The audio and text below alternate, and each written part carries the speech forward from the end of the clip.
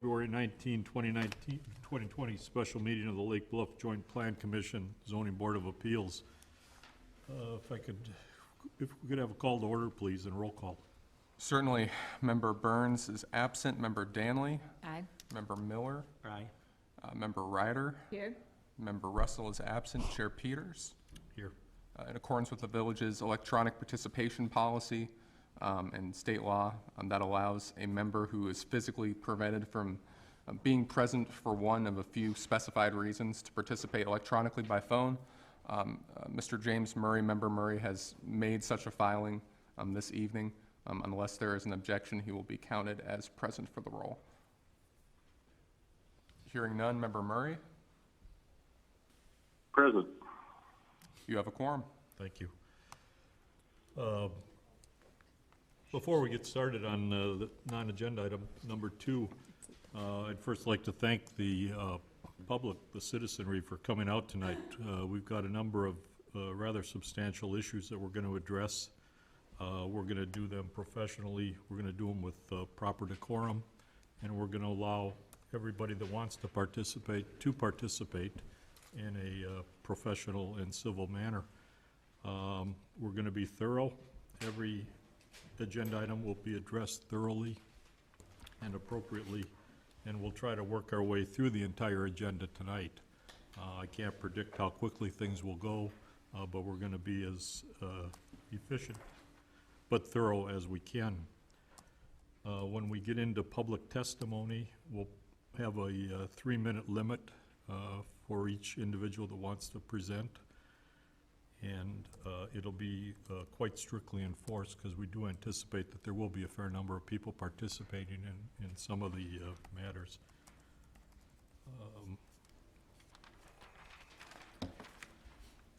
We'll probably give this same reminder later on during the meeting, but we do not want to have any sort of unprofessionalism or incivility or any sort of public outcry or public reaction or negative reaction, no clapping, no shouting, things like that. So bottom line, civility as we expect in Lake Bluff, and everybody will be entitled to be heard, and it'll be a fair and equitable proceeding. All right, agenda item number 2, non-agenda items and visitors' public comment time. As you probably all know, we allocate 15 minutes at this time in the meeting to allow for the public to address the board on any issue that is not on the agenda tonight. So if anyone wishes to present, please step up, please. Okay, hearing none, we'll go on to agenda item number 3, consideration of the December 18, 2019 PCZBA regular meeting minutes. Has the board had an opportunity to review those minutes? Yes. Any proposed changes or other revisions?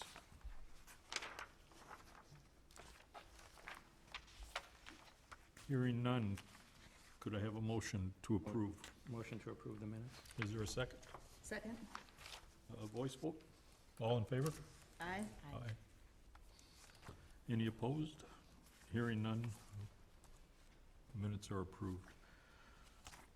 Agenda item number 4, workshop for 500 Arden Shore Road. Mr. Cole, if you want to present a brief overview, that would be appreciated. Certainly, and I should note one more procedural note at the start, if I may, Mr. Chairman. Certainly. To help us both to keep accurate track for the minutes and to help us go in order, in an orderly fashion, we have a sign-in sheet at the front where you first walk in. That was only put out a few minutes before the meeting. So if you're here to speak, if you know you would like to make a comment, of course, we just encourage you to sign in. We'll try to call in order off that sheet.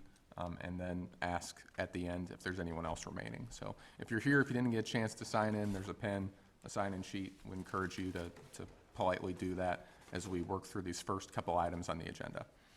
With that said, this is a workshop for 500 Arden Shore Road, the site shown here on the presentation prepared by the development team. They are here with us tonight to present on their concept, but I wanted to give you a very brief overview. This is a proposal to construct 12 single-family detached homes near the lakefront. This is on about 18 acres of land. Now, while this is in our country estate zoning, so while this is a relatively low density compared to most parts of the village, that would still exceed the density of this zone, which is talked about in the memorandum. The zoning, typically you could build 1 unit per 4 acres in this area. What's proposed is about 1 unit per 2.2 acres. They're proposing to cluster these mostly near the lakefront, shown at the bottom right of this illustration, and then to preserve most of the northwestern land from development. They propose that would be used by Shore Acres Golf Course, which is nearby, as a driving range. So we've given you comments we've received from the adjoining property owners, Mr. Covington, Mr. Keller, and then I'm not sure if technically adjoining or very close by, but Mr. Henry Vander Ebb as well is in the area. All of them have written to you, and we've circulated those to you. Where's his property? I'm sorry? Where is his property? Mr. Vander Ebb would be, and again, that's why I'm not sure he's quite adjoining or not, but he is to the south of the property. So immediately along that south property line is Mr. Larry Booth. And then south of that, there are a few homes, one of which is Mr. Vander Ebb. So he might touch that little spit out that is for access, I'm not sure. But certainly he's very close to this development area as well. So we have, again, correspondence from the public. We have correspondence from the fire chief. Since fire protection is always an issue in this area, there's no public water or sewer up here, and it would be prohibitively expensive to drag those to you, to this development. And we also tried to give an overview of the different relevant comprehensive plan policies in play here. So if there's any preliminary questions from the board, I'm happy to answer them. Otherwise, we would invite our presenters forward. Okay. All right. Yes, if you could state your name for the record, sir. Yes, sir. My name is Tom Swarthout, 987 Maplewood Road, Lake Forest, Illinois. Mr. Chairman, members of this committee, I'm thrilled to be here, joined with a spectacular team to represent the ownership of what we believe is the most significant piece of property left in Illinois on Lake Michigan. We take this responsibility seriously, and we are thrilled to, I think, respond to some of the issues that you'll see tonight. First and foremost, again, my name is Tom Swarthout. I'm the president of the Highview Group. We're builders and developers in Lake Forest, Illinois. I'm a lifelong resident of Lake Forest. I was lucky enough to meet my spouse. She's a former resident of Lake Bluff for many years. She always threatens to come back to Lake Bluff, and but it's always with the warning that she'd come back by herself. But that being said, this has been a 6-month project for us. We had 4 goals in mind when we first saw this piece of property. 1, we wanted to preserve as much open space as possible. We actually, I think, achieved nearly 80% of open space on 26 acres, most of that going to the country club. 2, we really wanted to make sure, and by the way, that open space will be public access to the lake. 2, we wanted to make sure that we didn't impact the quality of life of anybody who lives Shore Acres, the club, or the adjacent owners, and that includes property values. 3, we wanted to build the first green community in Lake Bluff, an environmentally sensitive, sustainable community. And we think we achieve it. And 4, we wanted to present a project that hasn't been done anywhere on the North Shore, and you will see that with this team. With me tonight is Nick Patera from Tesca Associates. Nick and I have known each other for 30 years. I had a full head of hair and his was dark. He is one of the premier land planners in the Chicago area. He's done many projects you'd be familiar with in the Lake Forest, Lake Bluff area. Nick has come up with terrific design, and he will present that shortly. Deb Fisher is with Berkshire Hathaway Home Services. She's a realtor that lives within the village. She is passionate about this piece of property. She's represented it for a dozen years. Pete Speranza is the attorney that represents the family. He's been involved with the project since inception. He removed all the structures that were on the property years ago and actually restored that lakefront. And you can see with the aerials, the revetments that were installed, that actually protects not just this piece of property, but the adjoining properties. And finally, the finest engineer in Lake County, Mike Black. Mike has done dozens of projects on the lake, and he's well-served. Anybody who goes to Lake Forest Hospital, and I don't know, the doctor does quite often, Mike's responsible for all the engineering there. So with that, I'd like to introduce Deb Fisher, and Deb will run through some of the marketing that we've come up with. All of us will be here to answer any questions after the presentation. And we'll be very brief. We know you have a big agenda. Hello, Commissioners, and thank you, Tom. I'm Deb Fisher. As Tom said, I'm a realtor in Lake Forest and Lake Bluff. I live at 215 East Prospect in Lake Bluff. I've worked with the longtime owners of Arden Shore, 500 Arden Shore, for many years. They've been excellent stewards of the property. They've taken down the school buildings, which had been vacant at that time for many years, and they've stabilized the bluff, which was seriously eroding at the toe when they purchased the property. So many, many millions of dollars were spent over the years to successfully preserve and improve the property in the lakefront. We're now looking for your input as it relates to the future of the property. Just as other boards and commissions over the years have helped shape Lake Bluff based on community goals and market needs at the time, we're requesting your insight on our proposed plan. The project is designed to offer an alternative kind of housing that we feel perfectly complements Lake Bluff's eclectic style and is currently not in the market. The housing plan is based on highlighting the natural beauty of the property and making it available to owners of 12 smaller, new construction homes that will allow low profiles and be built with a focus towards sustainability. We also take into account Lake Bluff's vision, as noted in the 2023 strategic plan, which seeks to foster a vibrant community culture to enhance our quality of life and cultivates connections, stewardship, and informed optimism across interests, generations, neighborhoods, and borders. To this end, rather than build humongous homes that fewer and fewer people want nowadays anyway, and rather than seek to max out the bulk with huge structures and tons of impervious surface, this plan offers 12 environmentally friendly homes of about 3,000 square feet each, offering breathtaking views and the chance to live surrounded by nature. There will be common area access to the lake, as Tom mentioned. So they're aimed at the empty nester. The plan offers Lake Bluff residents options for alternative housing that doesn't currently exist in Lake Bluff or really anywhere on the North Shore. Many older downsizing buyers, both boomers and others, and some younger millennials, seek maintenance-free options on smaller lots. HOAs have replaced the staff that once served large estate owners, and people increasingly prefer to live in proximity to their neighbors, shunning the more isolated large lots in favor of newer movements like Yes in My Backyard, YIMBY instead of NIMBY, and Neighbors for More Neighbors, which dovetails well with Lake Bluff's vision. Historically, when large tracts of land have come available over the years in Lake Bluff, it was caused by the evolution of estates as needs and lifestyles changed.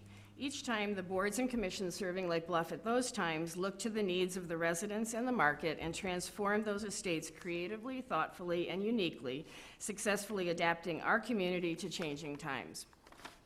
The results were new streets and housing projects, or housing products and neighborhoods such as Forest Cove and Lakeland, Arbor Drive, Belforet, Lansdowne, Tangley Oaks, and Armour Woods, just to name some. Each large parcel of land evolved very differently from the others based on the market needs at the time. The housing in each of those neighborhoods varied dramatically from attached single-family housing in Armour Woods on under 0.2 of an acre per home to Tangley Oaks with homes on about 1/2 an acre to all varieties of sizes beyond that. Each was designed to fit a market need, and that adaptability has enriched Lake Bluff and added to its vitality. Today, we're looking for guidance also from the Lake Bluff 2023 strategic plan under housing. We looked for guidance where the stated community goals are diversifying housing to ensure choice and a variety of quality housing options, and facilitating a balance of supply and demand for residents in all stages of life within the context of both Lake Bluff's historic legacy, housing legacy, and the marketplace. So thank you for reviewing this proposal with that larger concept, within that larger context. And now Nick will detail the plan. Thank you. Thank you. Thanks, Deb. My name is Nick Patera. I'm with Tesca Associates, and we're at 627 Grove Street in Evanston. I've been doing what I've been doing for about 40 years. As a land planner and a landscape architect, this is probably one of the nicer pieces of property that I've been able to take a look at. We usually look at property beginning with the natural features, so surrounding areas, before we come up with the land plan. So I'm going to spend a few minutes and just tell you how we approach this. And Glenn, can I go up to the screen, or do I need to stay put and just? You need to have a microphone with you, but I happen to have a portable one right here.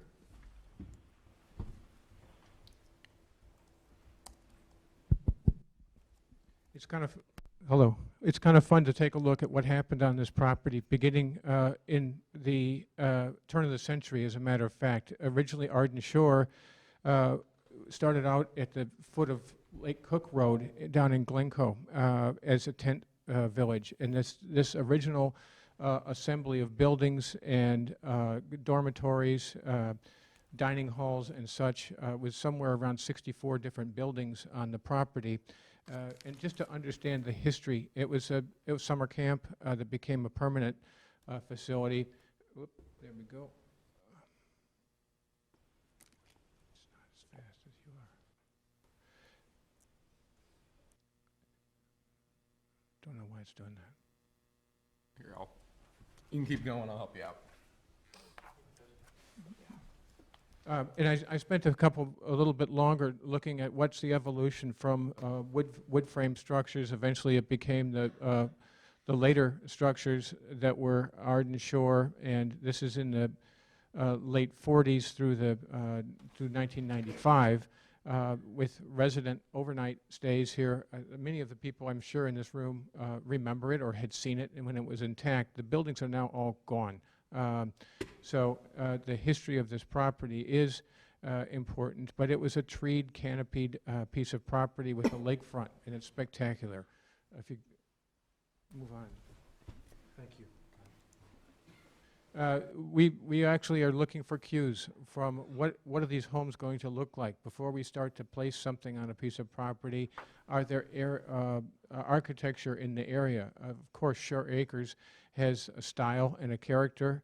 It's simple, it's low profile, it's not trying to be ostentatious, but it's classic architecture. We're too premature for coming up with architecture, but we're looking for inspiration as we move forward. Thank you. As we looked at the property itself, it is 25 acres. The present access into the property, for those who have been here or who haven't been here, the present access, there's two parallel drives. Shore Acres drives will get you to the club. Arden Shores Drive comes in, goes past the Booth House, and then comes in as a present drive. Most of the buildings on the property were in the center.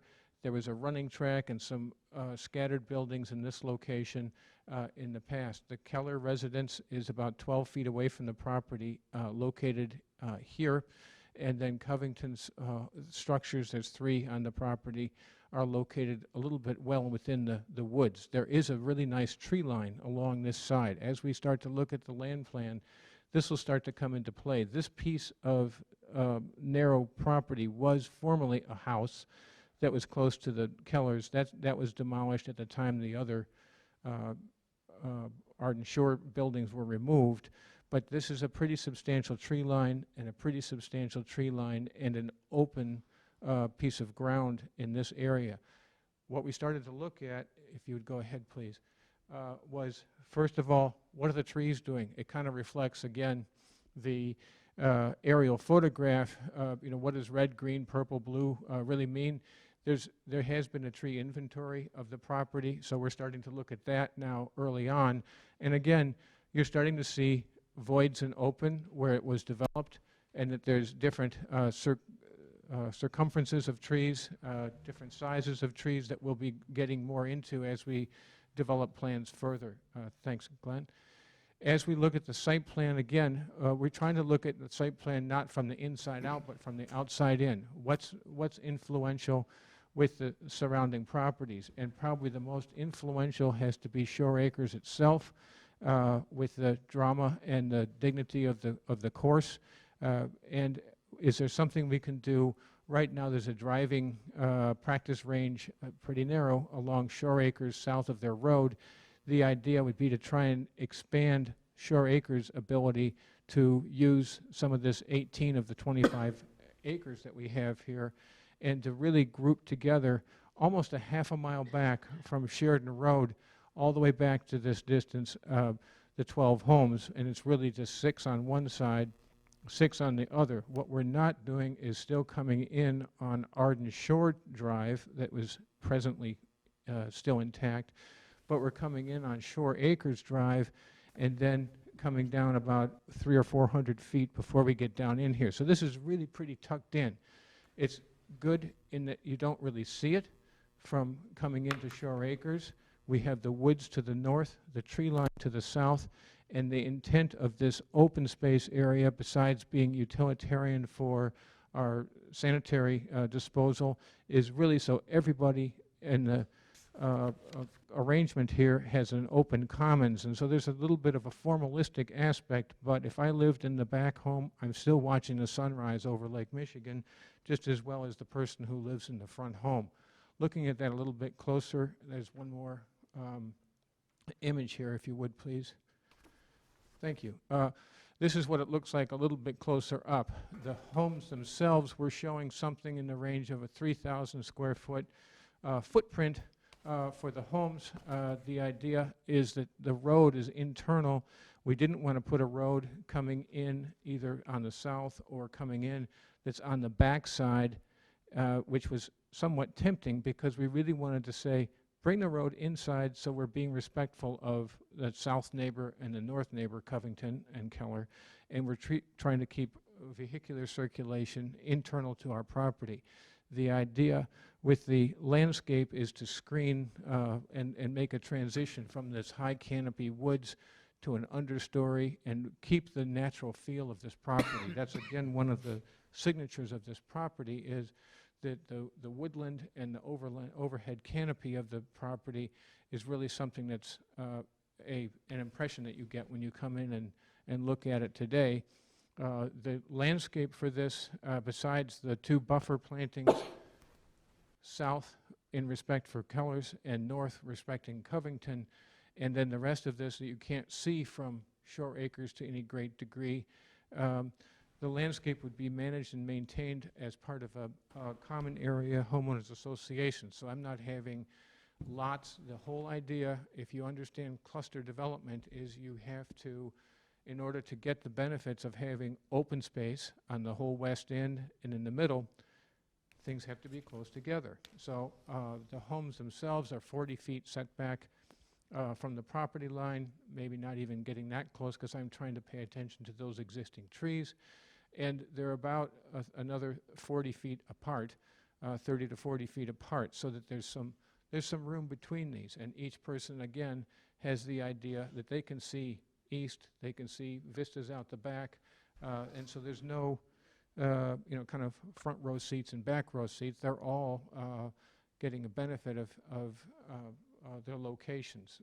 What happens with existing zoning, you might ask, is we have about 413 feet of width of lake frontage.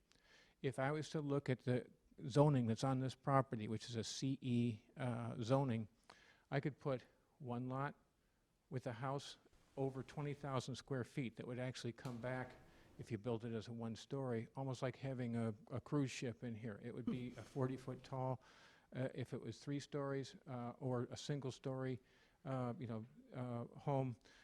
And really what we didn't want to do is to block this front view off and limit the accessibility. There is a trail and a path that goes down to the lake. You can get down to the stone revetment at the bottom.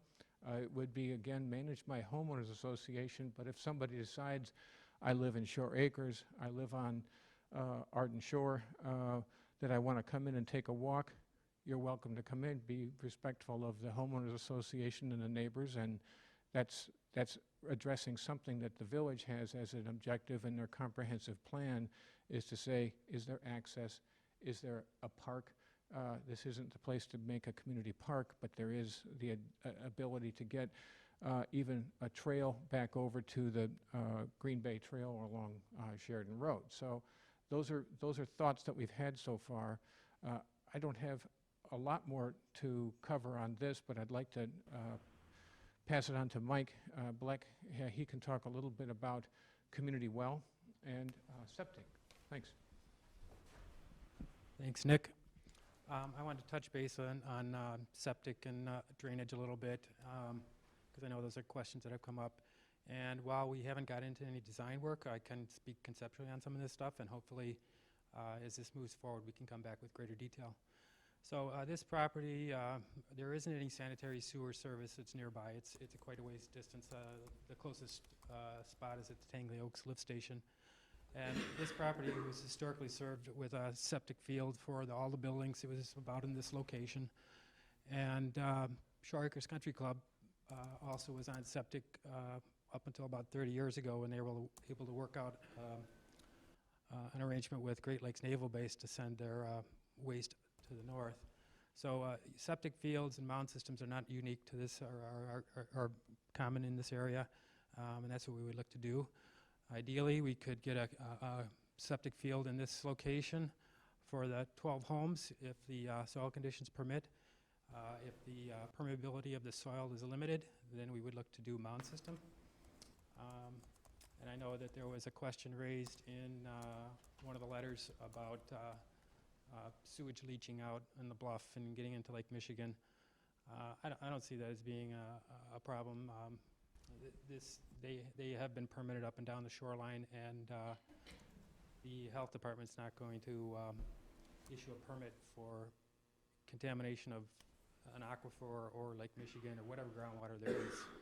So it'll be effective and it'll work fine. Concerning drainage, we have drainage heading towards Lake Michigan.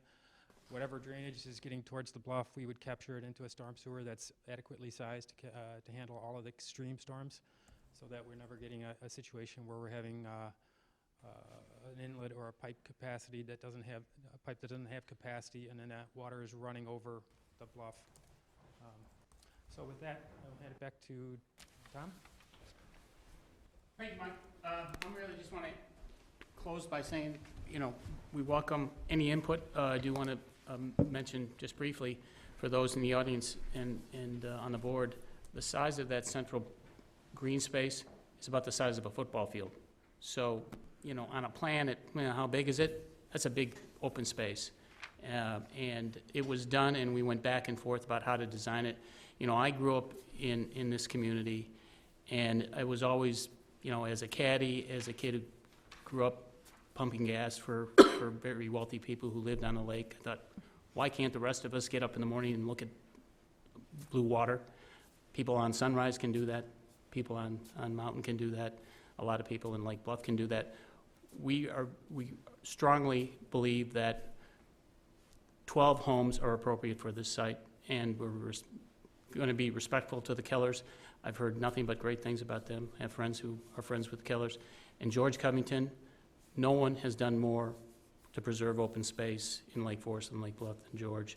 He's a friend, and we certainly want to accommodate some of their concerns.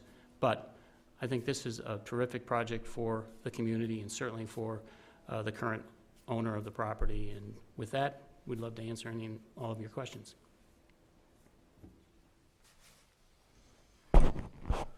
I'm just curious, have you heard anything from Shore Acres about the road, the traffic and the thoughts about changing your...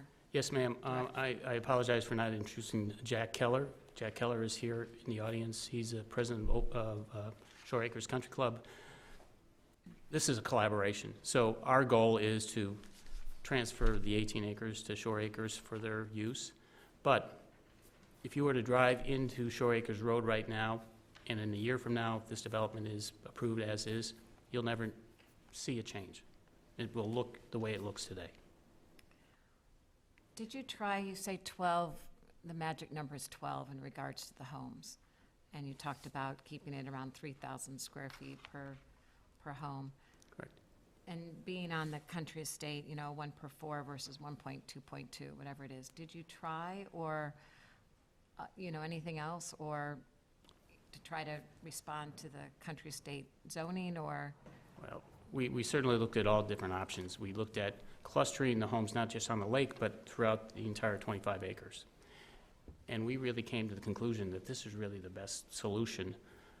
Plus, as Deb has pointed out, in my view, the bigger home, that ship has sailed, that 5-acre model is really archaic.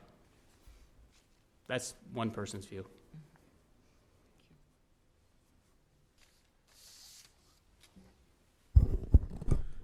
This proposal came to this committee 5 years ago?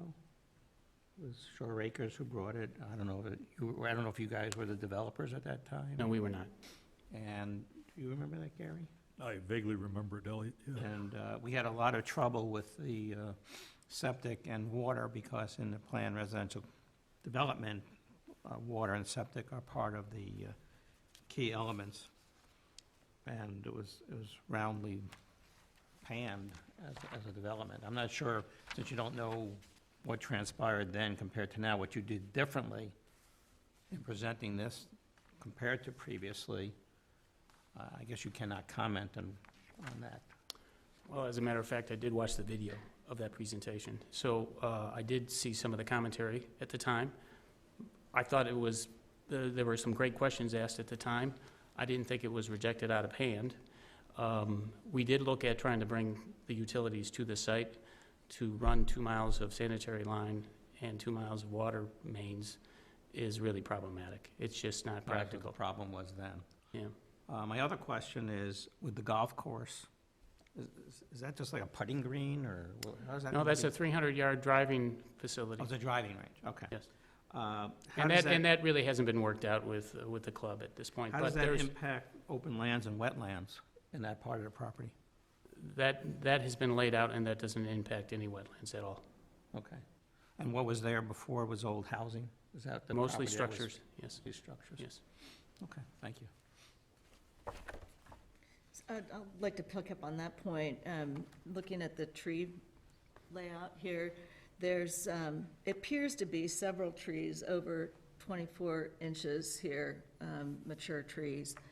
And is it the plan that, or do you know yet what the plan is for the course? Or I see somewhere I saw selectively preserve trees. Do we expect a big driving range to come in there, and many of these trees go, or have we No, I think not it- determined that yet? we really haven't determined that yet. I'll let Nick, he's a landscaper, I'll let him address that, but there's a number of large trees that are ash trees. Some of them are what we would describe as junk trees. There are some significant heritage trees, though, that are in there, but they're mostly clustered up on the western section of the property in that designated wetland area, so those won't be touched.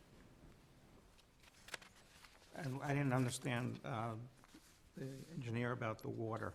Is it, it's going to be a well, common Yes, sir. well water, or is it going to be individual? No, is to be a common well that serves all 12 homes. Okay, and there's enough water coming in? Enough capacity, certainly. You know, I didn't comment, though, that I really appreciate you doing sustainability, or hopefully it'll be a LEED certified, and you'll really Absolutely look will. at every level of building as an important element of reading that, you know, to be labeled such, not just use the word sustainability, right? The technology today, as you probably know, exists where you can insulate a home. Furnaces are the size of refrigerators that we had when we were in college, and that's certainly not our intent. That's our demand, that these homes will be state-of-the-art green homes. Do we have that in play, just to assist as they move forward with seeking this LEED certified or sustainability? You know, is that something that we could be stringent about and follow through, or I don't know if that's in our I think that's in our best interest. I think Yeah. it's certainly in our best interest as we sell these homes. That's what I think the consumer demands today. And they demand new homes too, and as you are aware of. Do you have a price range? Really don't, but they will be, you know, in the upper end, Above $1 million or below $1 million? just over. Stuff, like how do you follow through? Glenn, I have a question. On E, on the PRD sheet, is ground coverage affected by what's been proposed, this 30%? Yeah. I can't understand that. Sure, so I wouldn't expect that provision would be triggered here. I mean, what it's referring to is the total ratio of area of just land covered by buildings. So that wouldn't be affected by this. Yeah, it would be very small by comparison. So based on the PRD, really the big thing here would be water and sewer. I don't see anything else being, and the 12 homes on that size property. So 3 items that would have to come major across this committee. I don't know if we have enough people here to comment on that for you to go forward. Because if we say, as a group, that this is not going to fly, then it's because of that, then it's silly to go forward. But if there's interest and there's not less concern than there was a few years back, then I'd say, you know, you can proceed with your plans. So I think we should at least get an opinion as to what the group thinks, so they don't come back and say, well, you told us it's okay, but now you're saying you have to have sewer and water. So I have a couple more questions about the rest of the land Yeah. before we get there. So I think you said it would be transferred, the balance of the land, 18 acres. Would it be actually deeded to the? Shore to the Acres Country Club, Acres? yes. Okay. And so as part of this, would we be able to get some certainty around what will happen with those 18 acres? Because it seems to me there's one element is what we know is going to happen here, but another sizable element is what will happen with these other 18 acres. And as far as I'm looking at this map, there's a lot of trees there that we'd like to protect if possible. Sure, so I'd let the village attorney go into more detail. Essentially, as part of these approvals, there are a number of different mechanisms that could ensure that land would be set aside from future development. The most conventional would be a conservation easement. Using that for a private golf course may be unorthodox. Again, we haven't closely examined the issue, but even if you weren't to use that particular mechanism, there would be others to ensure that remained open and undeveloped space, I would think, in perpetuity. So, I mean, there are a lot of different ways to do it. I mean, conservation easements are one. You could do it as a zoning condition as part of any type of approval. It could be part of a subdivision, a restricted covenant that's part of the subdivision approval. So I think it would be up to the applicant, if they choose to move forward and submit something, you know, they'd be free to propose any ideas that they may have in discussions. And if it's a condition that you all have, there's many different ways to get there depending on exactly how it looks and what exactly you would want it to be. So it is possible, and I think that, again, once an application is submitted, if that is something that we can present to you, would be kind of different options for you all to look at, and then you can decide from a policy perspective if that is something that you want to be part of your recommendation to the village board. You can let us know, round that out and how that would look. So if we so desired, I'm not saying we will, can we say that rest of that land has to be in perpetuity as a non-development? Can we do that as a committee? I think that we would have to, analyze it. I mean, I think certainly that can be an option, but I think, again, I think it would be discussions with the applicant if that's something that you want to seriously pursue as a condition. So let's have that discussion right now. Our intent is never to have a structure on that piece of property, and I am absolutely sure Shore Acres doesn't want to structure on that piece of property. That's why the development came out this way. They didn't want to see homes on that site. They didn't want to see structures on that site. They want to preserve trees, but they do want to put in a practice facility and one that can accommodate, rather than hit golf balls towards cars that come in. They wanted to be, and you have to be a two handicap to use that driving range. They wanted to have one that gave them a little more flexibility. They'll hire a golf course expert to design that, but we are confident that we can come up with a solution for everybody in this room. And I can make that assurance that we're not going to put a structure on that site. But I can't tell you that they won't take down a tree or two. Yeah, so we can certainly prepare, if that's your recommendation, and they're willing to do it, there's no reason why a covenant can't be placed on. And then I think a discussion with the applicant about the best way to do it, and whether it's, again, as part of a subdivision, part of the zoning, as part of just a independent restrictive covenant or a conservation easement, but it certainly can be done. And we're willing to do it. What discussions have you had with Mr. and Mrs. Covington addressing the concerns they raised in their January 13th letter? Have not had a discussion. I've reached out to the Covingtons and have not heard back. I know that they're out of town, but we're looking forward to being able to sit down and accommodate some of their concerns. Okay. But we think this is in their best interest as well. We really do. If I may, Mr. Chairman, I would note, I said as much to Mr. Covington and Mr. Keller that I would emphasize that their absence should in no way be taken as a lack of interest in this matter. Oh, certainly. So wanted to convey that to the group. And then what dialogue, if any, with Mr. Keller?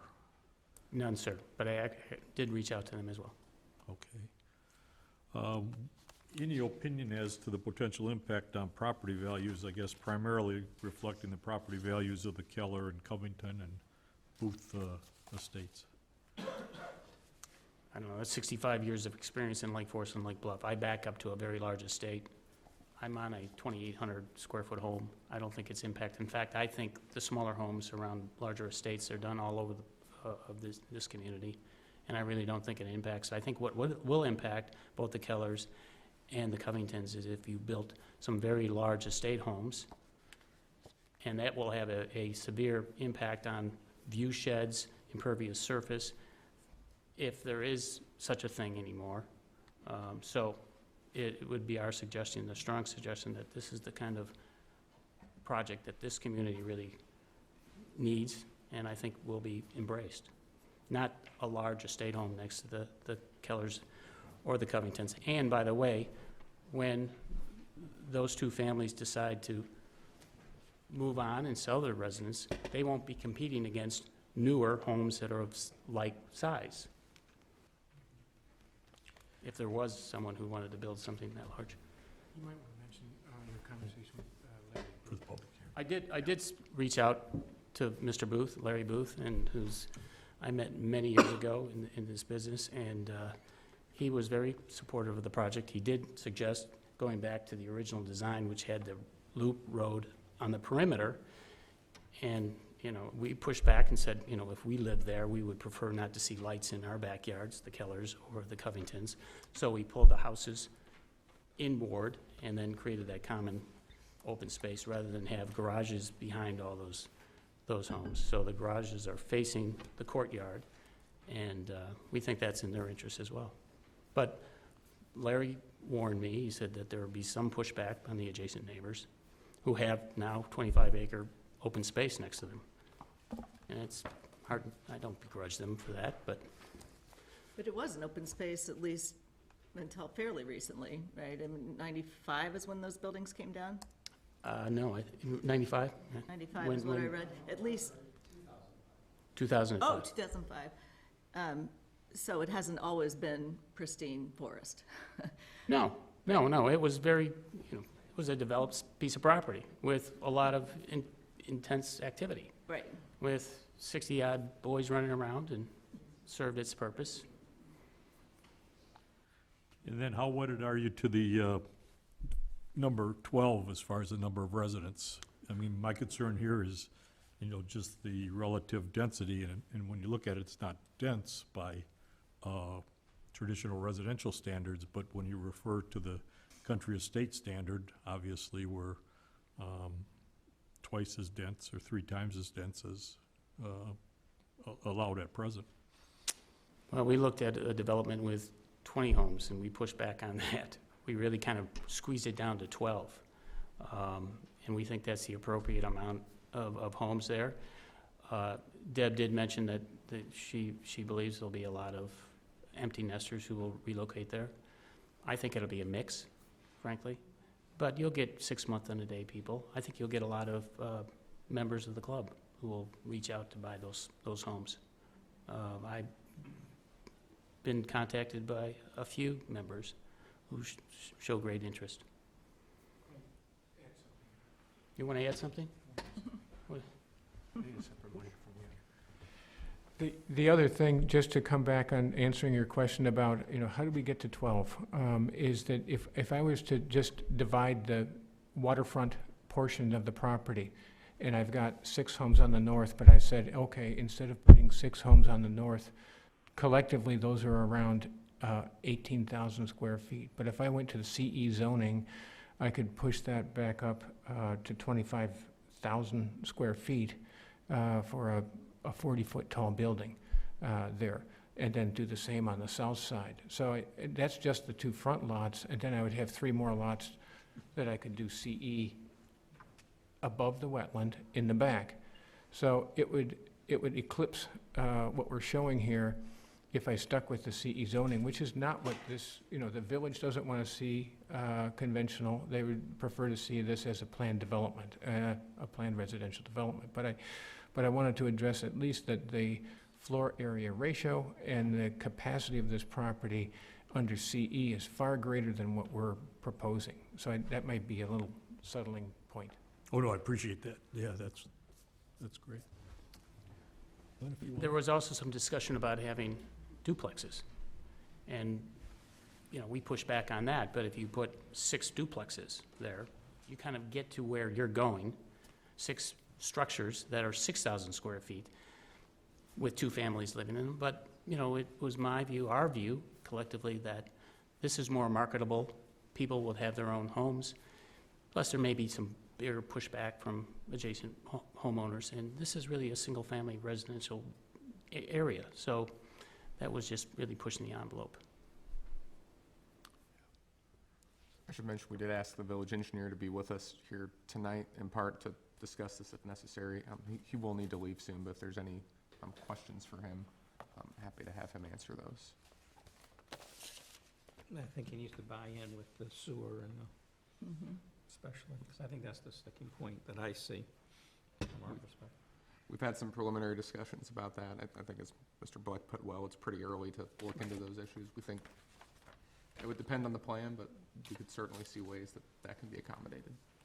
And one of the comments, just on terms of the septic field, so many times you drive down Shore Acres and you see a number of septic fields that are up on the lake, on the newer structures that were just recently built just north of the club.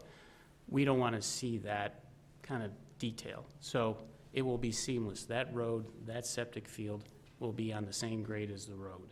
So when you drive in, you're not going to see a couple white pipes sticking out and then a truck will come once every 3 or 4 months. You will just see a seamless green space. Take Market Square, but it's really, that is a football field.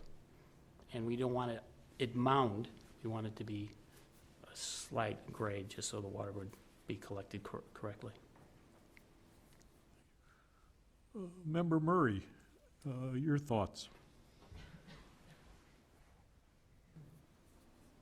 Mr. Chairman, I think I'm listening carefully to the questions asked by the other commissioners, and I'll reserve comment until the end. Okay. Any further questions for the presenters? Not for me. Member Danley, if I may go back to your point, it took me a minute to follow what you were asking. So there's the village doesn't have a whole lot of involvement necessarily in this property being LEED certified or LEED ND certified. I would say that the village's sustainability plan does say that we should encourage, actually is specific to commercial use of green technologies, but generally, renewable energy, sustainable building materials. It talks about LEED specific standards around dark sky lighting. That would certainly be appropriate here. Again, we aren't necessarily involved in that process.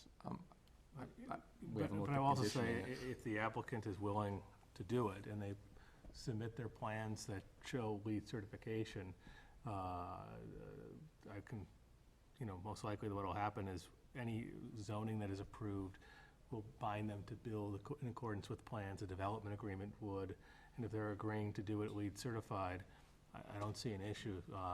That's certainly something you can ask, and if they agree to, then, it would happen.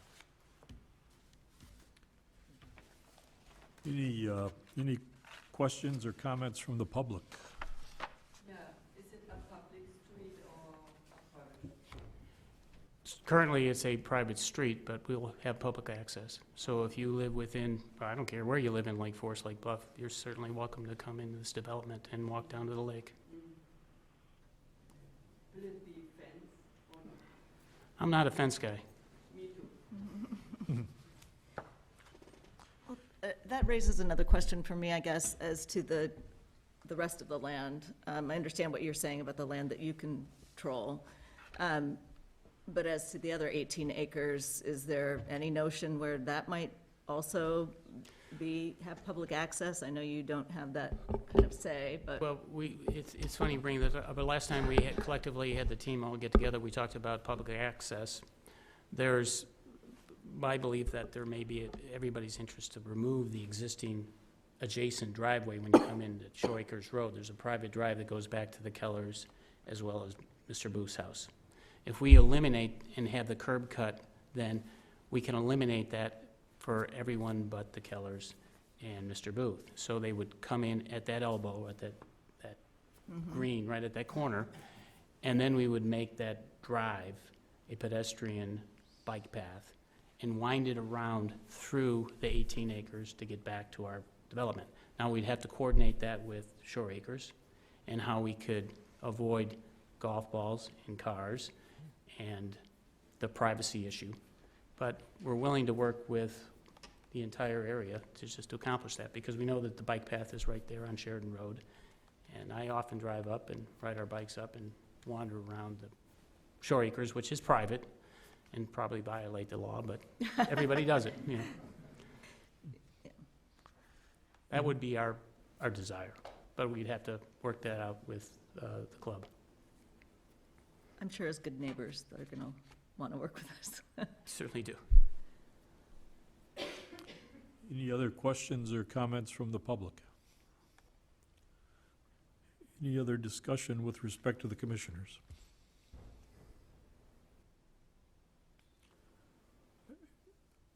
I guess my primary two concerns, and I think you've put a lot of thought and work into this process, is number one, that interaction or interface with the two neighbors, the Covingtons and the Kellers, and just to continue that dialogue and see how firmly the Covingtons, for example, are with their positions or their concerns. And then the relative density, and obviously the relative density is rather minimal, but, it's at least a factor that I was looking at personally.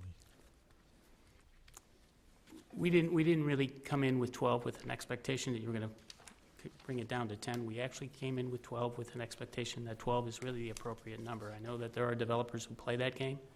We're not doing that, and we have a responsibility to the landowner as well. They'll never be able to get whole because of the economy and because of but they've made a substantial investment in this piece of property, and we think 12 really works. And I think 12 is better than 10, is better than 8. No, So. and I certainly appreciate that. Yeah. Well, thank you for, if you're not, you're through with me, thank you for this opportunity. Thank you very much. All right. Moving on to agenda item number 5. Mr. Cole, if you want to give an overview, and then we'll ask anybody that wishes to testify to take the oath. Certainly, and before I go into my overview, I'll keep saying this. So to help manage public comment this evening, there's a sign-in sheet at the front when you came in. When we get to public comment, mostly for our last item, we'll be working off of that sign-in sheet. So I'd encourage you during the next few minutes, if you haven't signed in, if you would like to speak to the committee. Good to see you. Yeah, it is. Certainly would encourage you to make your way to the sheet and to take a moment to sign in. I suppose we'll give it a minute. Okay. Looks like the dust settled. Yeah.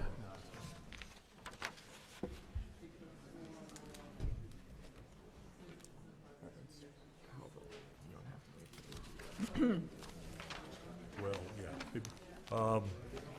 If we could, anyone who wishes to testify with respect to agenda item number 5, why don't we swear you in if you could stand?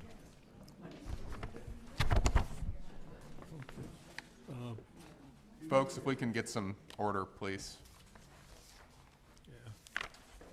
You intend to tell the truth, tell the whole truth and nothing but the truth? Thank you.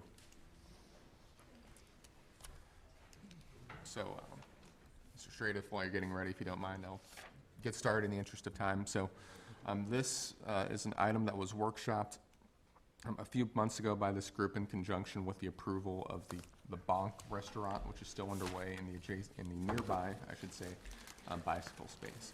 Essentially, when this whole development of the block was approved first back in 2003, there was, the idea of a restaurant, of a bicycle shop. There were two separate property owners, Center Avenue Partners to the west, and Lawrence Property to the east, cooperating to develop this property. And one of the big features of that development at the time was this bank drive-through area that came from right here by Village Hall and flowed to the backs of the properties, the north side of Village Hall, all the way through to open up onto Oak Avenue to the east.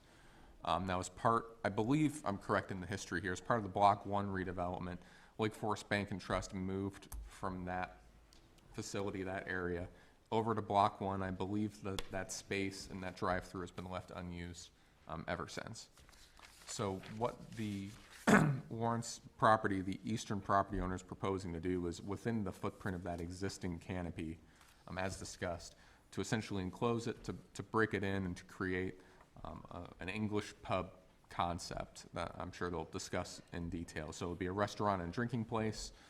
We understand open more in the evening hours, and then that would, again, continue to add restaurants, businesses, leasable space to the central business district. That would also, we believe, leverage the existing Scranton Alley, which runs north-south, and would convert part of that drive-through running east-west to Oak Avenue into a pedestrian walkway, and perhaps continue to add to some of the things foreseen by our downtown planning. So we'll try to keep it brief. From a zoning relief standpoint, you have a few components. You have a special use for a restaurant and drinking place. You have a setback variation. You would need to be 15 feet off of that south property line, which is Village Hall and the condominiums as well. And they're proposing to be 10 feet out with that new construction, so 5 feet of encroachment. You would also have some parking variations. This area received a great deal of parking relief when first constructed. We can go on about parking minimums. That's an interesting conversation for a different day, but in essence, there are parking rules on the books to follow that would have to be varied from.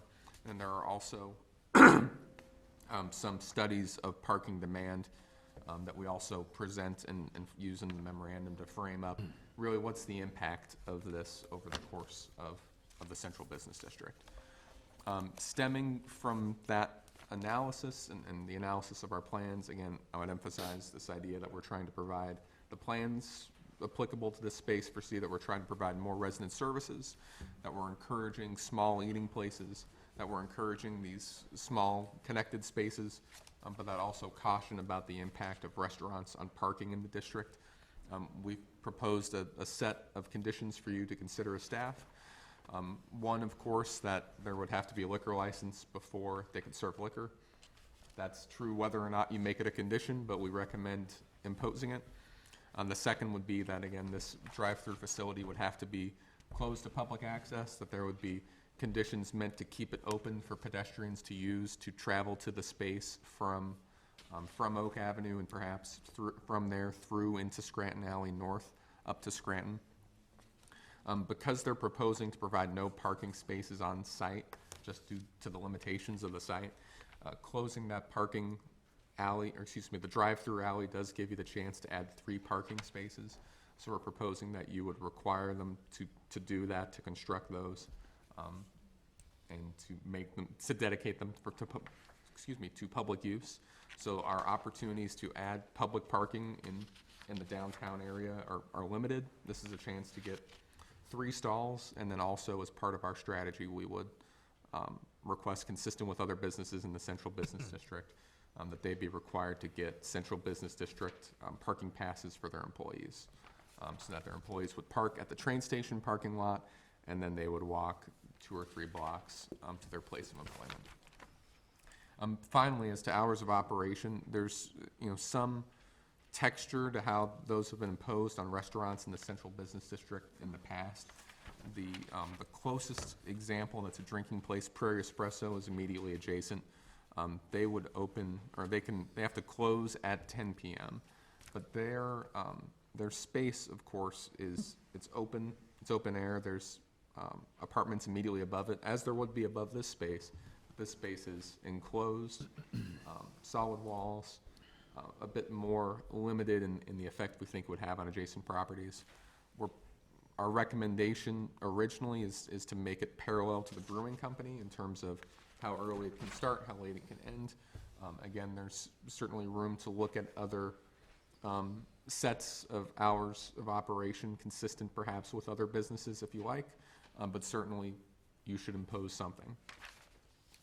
The last note I will say is this: shortly before we began to prepare for our meeting, we received a letter from an attorney representing Center Avenue Partners that we shared with you when we received it. I hope you've had a chance to review it. If not, we can provide you a moment to do that. In essence, they say that that using the Scranton Avenue alley. Hello. Hey, Siri. No need to be sorry. In essence, the argument raised in that letter is that use of this development using that alley, benefiting from that alley is essentially infringing on private property, that they never agreed to an easement for that to be used by the public, that would cause them some harm. I can leave it to the village attorney to explain in more detail if you like. Certainly back in 2003 when this ordinance was approved, one of the conditions of that ordinance applicable to both properties was that this alley was set aside for, I believe it was non-exclusive pedestrian use, to access the restaurant, to access small-scale retail operations that were foreseen in the alley, and so on.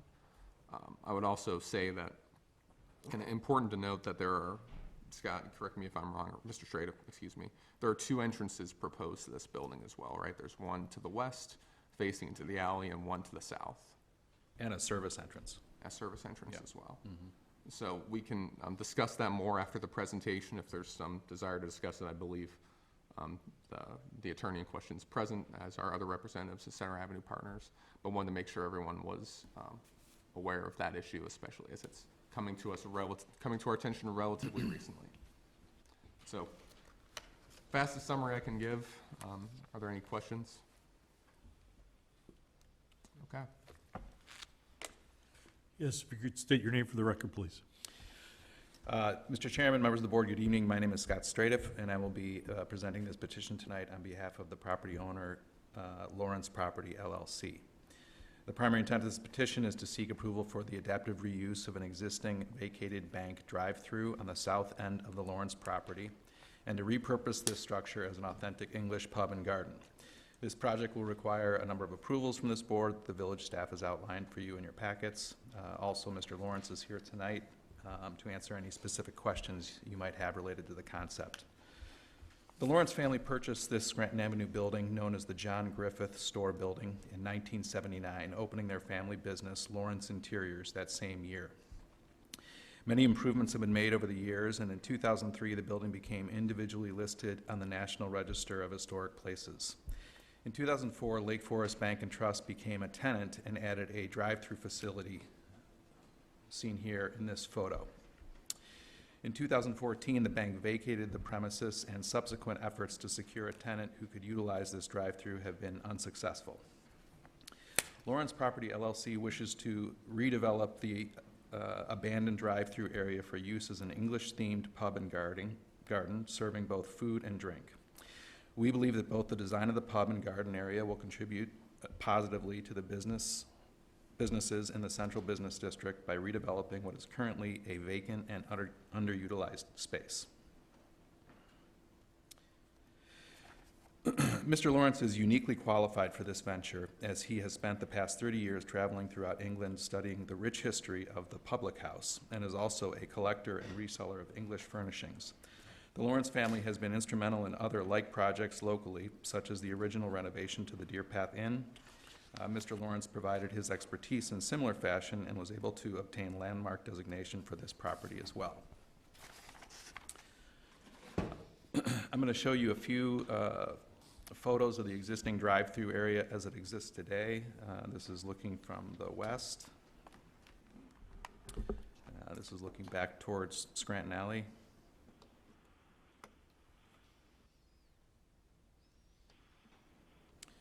Toward Village Hall.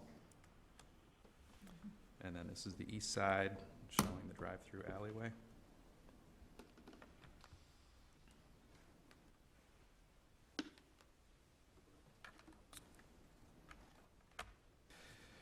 In addition to the proposed improvements, I would like to spend a little time addressing the proposed modifications of the parking on and around the property. We are aware that parking is a concern in the downtown area, and have explored ways to improve the conditions on the property and along Oak Avenue. In 2004, a variance was granted to this property to allow 12 parking spaces, as shown here in this plan.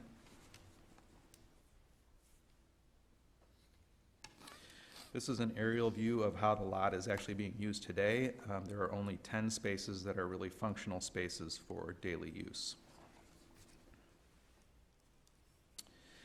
And here is the proposed new parking plan prepared by Black Engineering. Mr. Lawrence is offering to eliminate the street access for the existing drive-through alley and convert this to a landscaped pedestrian walkway. That's along the bottom of that drawing. This will open up an opportunity for the village to install 3 additional parking spaces along Oak Avenue as shown. In addition to this, the petitioner is proposing to purchase 4 train passes annually for employees of its operation.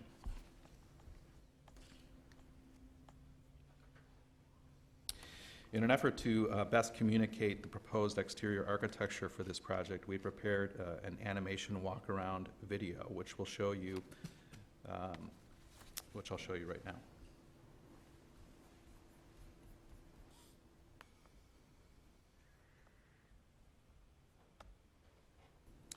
So this is standing in Scranton Alley, and it'll kind of walk around the whole proposed project.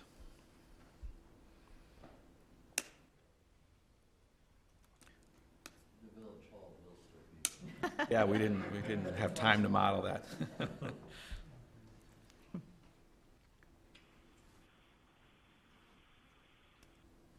So this is the existing drive-through roof, and this is an existing parapet wall here, and the new construction is underneath that that roof.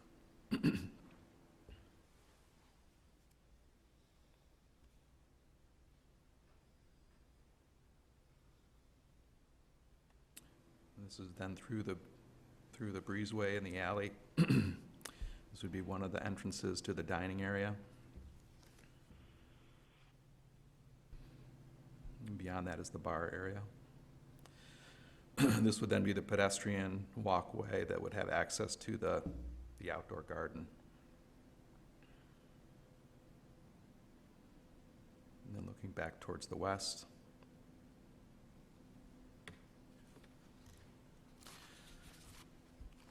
view of the garden area with the service entrance in the back here off of the parking lot.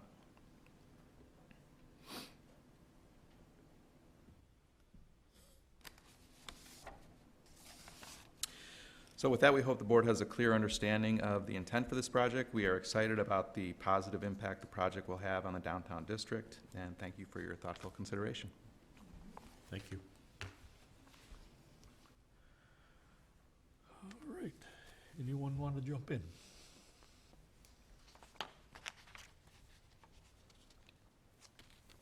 So just to clarify, our three issues are the parking, the setback, what was the third? Special use. And now we have a fourth issue with neighbors' rights. Is Scranton Alley privately owned? It is. That's a big deal then. And hate to say this, but I'd like to defer this until that's settled. Until they resolve their issues before we put our comments in. Because I think we thought favorably of this project when it was first presented to us. I guess I have a question about whether that's the one on this elevation over here is necessary. If we have essentially the front door where the bank drive-through used to be, which I appreciate is in the back of the property, but must you have that exit on Scranton Alley? Yeah, we've talked about this a little bit in response to the letter, and we're not opposed to, I mean, we're open to having other entrances be the primary entrance. We were considering as a compromise to maybe have this be more of an emergency exit type of thing that's not used on a regular basis, but more for safety or fire exit, and the hardware would be set up, as such, so that you couldn't get in that way, but in an emergency you could escape Out the through way. that door. Yeah. Yeah. And if you want to further comment. Sure. I was just going to add, Gary Lawrence, 362 West Prospect, Lake Bluff. I was just going to add to that prior to the meeting here, after I got the letter from Glenn from Center Avenue Partners, that I had an opportunity to talk to one of the Center Avenue partner owners, Ron Osterline, and I told him that we would be willing to look at doing the back entrance strictly under the alley, but that two things. One is that we think the integrity that Scott has designed for the west side of the building with the bay window and the entrance, the gas light and all that is really quite attractive into that whole alley. But that if we could have that only as an emergency exit, would they be willing to agree to that? Ron said that he would be willing to agree to it, but he would have to check with Jim LeDuc and Bob Ruggles, because it's three owners for Center Avenue Partners. I told him, I said, we would not make it as a quote-unquote emergency exit, where if you're sitting there having a beer and your friend knocks on the door, you reach over and open the door. It would be a barred exit, that alarm would sound, that type of thing. So it would really be an emergency exit to meet their concerns. And then the back would be, our main entrance underneath the canopy. And we think that's fine, we're okay with that. So, maybe that could be something that could be contingent to keep the thing going into the next meetings. Yeah. So that I would, Mr. Schuster? Yeah, I just want to make sure that, so, put a little more color on this. So this is an issue that goes back to ordinance 2003-12, which was the zoning ordinance granting a special use and parking variations to the neighboring property. And here's what the condition reads. So in the condition, it's titled pedestrian walkway. Number 1, location and purpose. The pedestrian walkway shall be located on the subject property between the building located at 103 to 113 East Scranton and the building located at 37 to 43 East Scranton. The applicant shall permit the pedestrian walkway to be used as a pedestrian thoroughfare for ingress and egress on a non-exclusive basis, with such small-scale retail operations conducted along the walkway as the village administrator may authorize with advance written approval, provided that no such retail operation shall prevent pedestrian ingress and egress. So it was, the zoning condition was meant to be for ingress and egress, as well as the fact that along that walkway, small retail operations, whatever, a fruit stand or whatever it might be, could be there as long as the village administrator signed off on it first. So that is the zoning condition and what we're talking about. And I just want to make sure everybody had that language and heard what it was, so we're not just kind of theorizing, but that's what it says. May I just add a point to that? Regarding, what types of businesses, whether it's a garden market or small-scale retail. Lawrence Property was a co-applicant, I believe it was 2015, along with Center Avenue Partners to allow Prairie Espresso to serve the alcohol in that alley too. So we've tried to work with them on this all along, and that's what we're still trying to do on this. I think, after talking to our attorney, and obviously they've talked to theirs, there's that whole issue of the egress, non-exclusive, and that's where we approached this from the beginning, is thought it was non-exclusive and that we could use that as access and egress to the pub, and that's why Ruggles Architecture actually had designed one of the plans that did include that as the entrance off of there, but we have, again, no problem in putting it underneath the overhang. So, Gary, do you know why this all of a sudden came up with this whole plan being in the works for quite some time? I do not, really, other than what was outlined by the attorney in that letter. It may be something that they have future plans for and, so I'm not sure.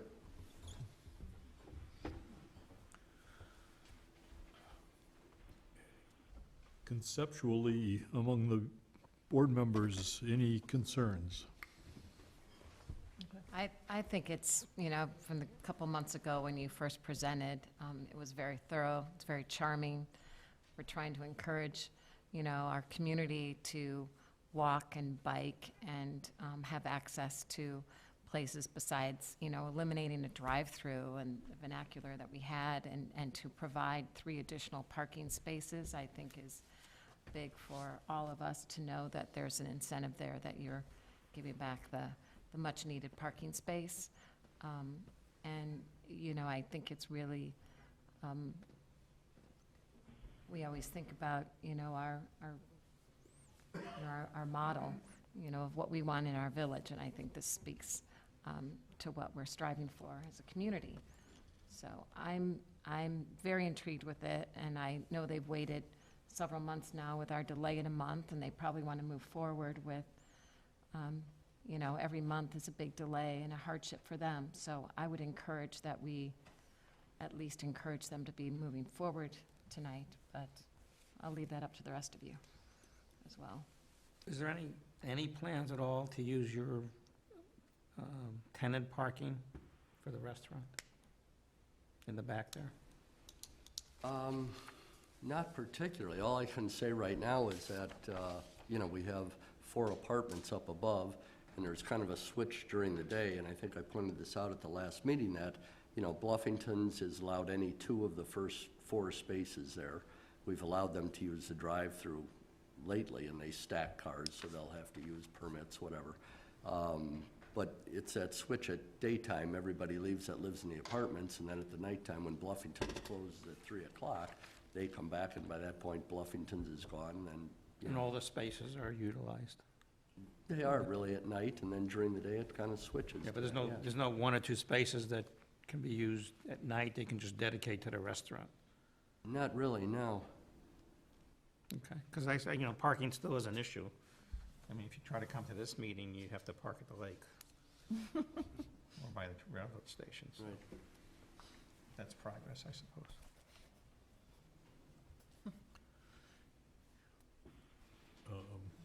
Any other comments from the commissioners or any comments from the public generally? So, Mr. Gudlock, forgive me if I'm butchering the name. Yes? Yeah, if you could. Gunlock, yes, William Gunlock, I'm the attorney for Center Avenue Partners. Yeah, we'll swear you in. Bill.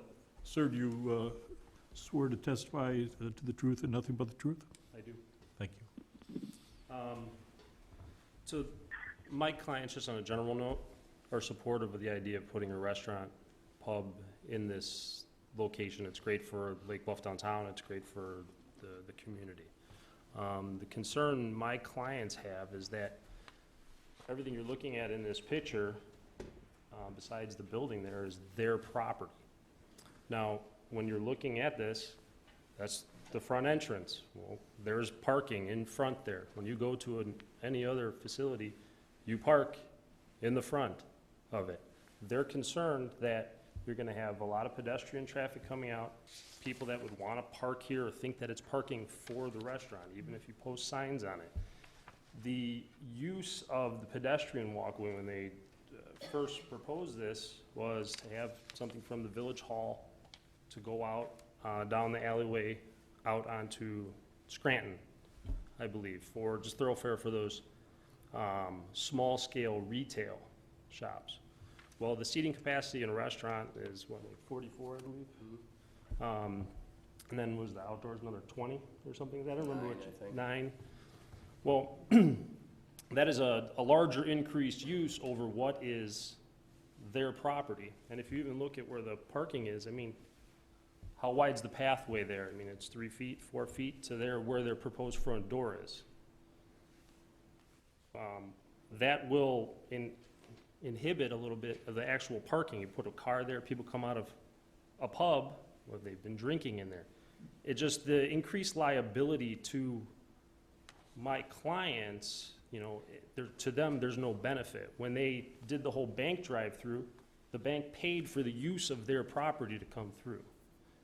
In this instance, my clients incur the risk, they pay the taxes, and to them, there's no benefit. Now, perhaps if they wanted to buy this section of property and my client could put a fence up along on their end, I mean, it's a different story, but their main entrance here, as proposed, is people would have to come and use Center Avenue property, their property. There's no other way to get to it at all. It just could easily be fixed by putting the door to their parking lot. They could rearrange it. There's nothing stopping them from doing that. You know, they're repurposing the whole building. So it's just that the liability risk is higher for my client for the benefit of an exclusive use for somebody else in this instance. You know, but in a general level, they're not opposed to the restaurant or pub going in. They want it to. They just think that make the front entrance towards their property so people can come through their property to get to it as the primary means of egress and ingress.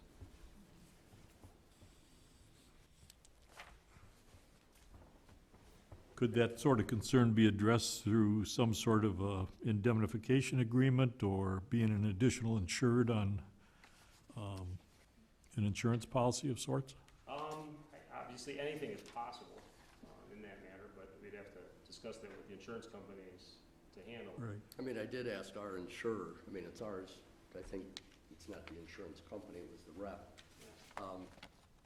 And he was, I mean, he basically explained to us that even though we were co-applicants for Prairie Espresso to serve liquor, that somebody could be over-liquored in Prairie Espresso and walk underneath our drive-through and hurt themselves as well. So, I mean, it is in a little bit like that, a two-way street. I mean, I wouldn't want to be pigeonholed into saying you have to use an east entrance, and now say you have to get rid of the one underneath the drive-through as well. Right. That's, I say, I didn't know you were here, I would have spoke to that. You know, and you may have to check with Center Avenue Partners to see if they're willing to make that an emergency exit only. I know only one of the three were willing to do that, so, I mean, I'd like to still pursue that. It would make sense to me, if possible. Yeah, no, I mean, they're open to some sort of accommodation on this, but as it stands, there's the entrance. It's not, hey, we're gonna walk you through. No matter how you get in here, this entrance, you have to go through Center Avenue now. The Espresso property, you don't necessarily have to do this for that. Well, you don't have to, but you can still get to Espresso. I see plenty of people walking through Village Hall, walking up our alley. Employees of Innovasi walk up our alley to go to work. I mean, people are constantly walking all over Chris Crossing back there.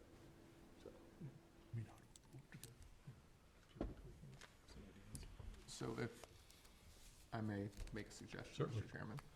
So perhaps we have, as I think Member Miller put quite well, we have four issues here, more or less. You have the special use, the parking, the setback, and then this alley situation.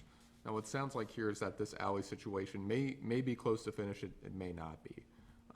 So what I would suggest the commission do is this. Let's explore the other three issues to the extent we can. Let's get through those. At the end, some appropriate things to do. One would be the applicants still need to go to the Architectural Board of Review at the start of next month. So you're talking a couple weeks for them to come back here with a definitive solution.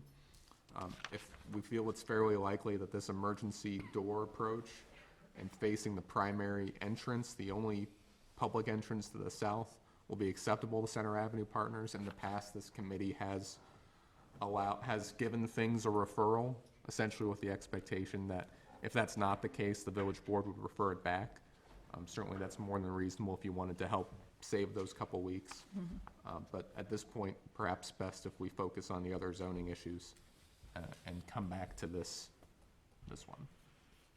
As Member Danley indicated earlier, and I think she could essentially have been speaking for the entire group, I think the commission is generally in favor of the petition. I guess one question for you, Mr. Lawrence, would be whether or not you're comfortable with the proposed conditions of approval that have been reflected in the village's materials. I think we would be comfortable with that. Again, my concern would be that it sounded a little bit different from the first letter of saying find entrance on your own property, you know, the letter from Center Avenue Partners, your letter, to being one of, we don't want even people to walk over our property to get to your property. And I still look at that as a pedestrian walkway. I mean, if not, then I think the village should be the ones to get rid of all walkways that enter Scranton Avenue. I mean, and I don't hear that as something that would, you know, be a good idea, you know, coming from Village Hall or coming up either end of the alley or down Scranton Alley to get to the back. So, I mean, we are willing to do the back entrance, I think would be fine, you know. But again, I would like to talk more about doing that one as an emergency exit. You know, I think that would be helpful, you know. But I guess what we're trying to do is we're trying to move your project forward. I think there's momentum there within the commission, and we just have to try to see how far we can go today. To the other three. You okay Right, with that? so, Does that make sense? I mean, obviously, the liquor license is I mean, Sure. No, I think we're fine then, yeah, moving ahead. with hours of the other three. operation, what were you contemplating? For the hours again? Do you have that in the, I think it was on the fourth page yeah. of, That's here.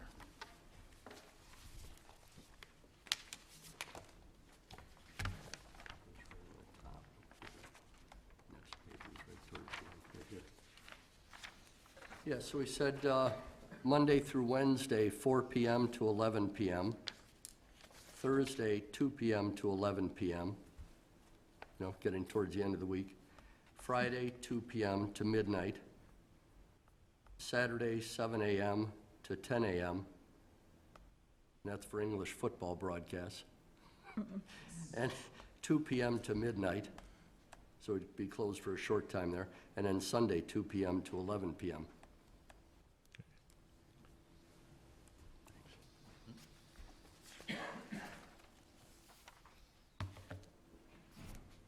So in view of kind of our initial staff recommendation, I didn't get that list, so we might have to go over it again, forgive me.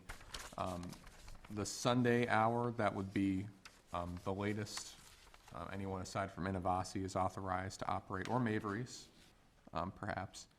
And then, of course, what we've proposed to you doesn't account for, you know, the transatlantic gap of English football, unfortunately. No special concern there on our part. Was the Innovasi 10 PM, is that what that is, or?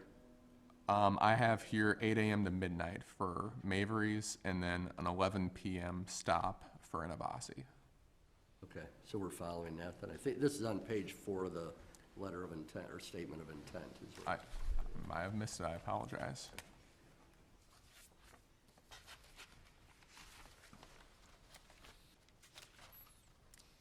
There it is. Got it. Does your, any of your tenants, have you talked to them about the hours and any annoyance? No. they're for it, and, you know. And Bluffington's doesn't mind it either, Doug They're and open Derek, early because anyway. they close at 3 and, you know, I mean, that's our tenant in our building, so we wouldn't want to be doing, you know, breakfast all the time and everything else for them, you know, fighting against it. Mr. Schuster?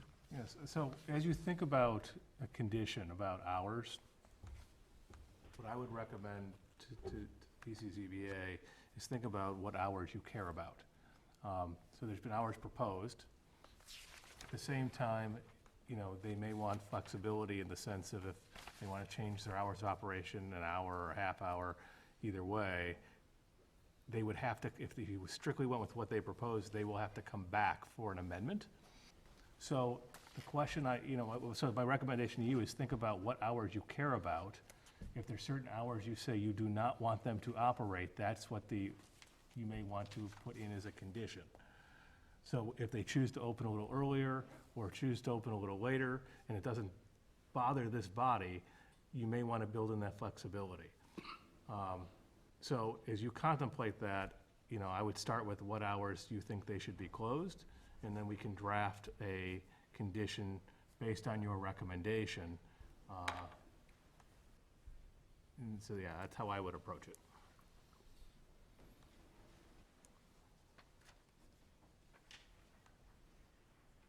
It just seems so strict to have us be the ones saying that the times that we think they should have operating hours versus leaving it open to see how this all unfolds, you know? We You can do not still have to leave it- impose any condition whatsoever on hours. That's a policy decision on your end. Right. And what I'm saying, though, is if they're proposing, let's say, opening at 4 in the afternoon, and they want to decide to change it to 3, they would be required to come back before this body, go through an amendment. So if you don't care if they're open at 3, you may not want to be that restrictive. So I'm just saying, if you choose to do hours, and of course, you don't have to do that at all. What I would say, of course, is every other restaurant in the central business district does have a condition upon their special use permit concerning hours. Those have varied in some sense because different parts of the central business district have different exposure to residential, right? So this particular property has apartments directly upstairs, or not directly, but behind and upstairs. If you're in block 1, you have condominiums behind you, and so on. And so there's been some variation there. Perhaps it would be more appropriate to do it for the district, but our approach has been to deal with it site by site. What I would say is, you know, for some but not all of these, there's an ability for the village board to amend it by resolution, which is an expedited process. Certainly that's a path. Our recommendation was just mirroring the brewery. And so there's really, if you're looking at that, if you're accepting that as acceptable for the circumstances, there's really 2 exceptions to that. The first would be those Saturday morning hours. Hard to think that would be, you know, it may be an inconvenience to those adjacent residences. It's an enclosed building, you know, again, we'll leave to you to deliberate that. And then finally, 11 p.m. on Sunday would be later than most businesses in the central business district can operate or vend liquor. But there is some, again, Mavery's could stay open until 11, which is relatively isolated from residential properties. Innovasi and the other door, same situation. That does have more exposure to adjacent residences. Can you come back to the issue if a tenant complains or a community member complains, once you've set this in stone? What I'm saying is if we set the hours. So there's a couple different issues. So one of which is that if they are in violation of the condition in the ordinance, operating at an hour that you prohibit, it would be a violation of this, and we can enforce the zoning ordinance, and they can be cited, and they can also lose their zoning. At the same time, there's another issue, which is independent of the hours, there's noise and nuisance requirements. So if it is super loud beyond what our village code allows, even if it's during their permitted operating hours, they can be cited, just as if anybody else in town who is creating a nuisance. But if it's normal noise that doesn't rise to the nuisance, we wouldn't be able to, at that point, tell them, no, you need to close your doors. If it's a permitted hour.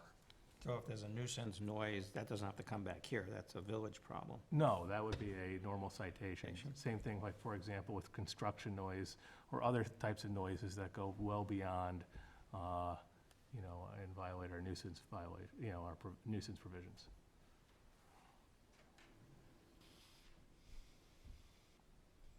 So what's our decision with hours? Set their own hours? Well, I think we'd rather have some guardrails, maybe as Mr. Lawrence indicated, midnight on Friday and Saturday night, and then 11 PM on Sunday through Thursday. And I don't know if we want to put in a restriction on the start time, but maybe noon, with the exception of Saturday, when you have that 7 AM to 10 AM slot.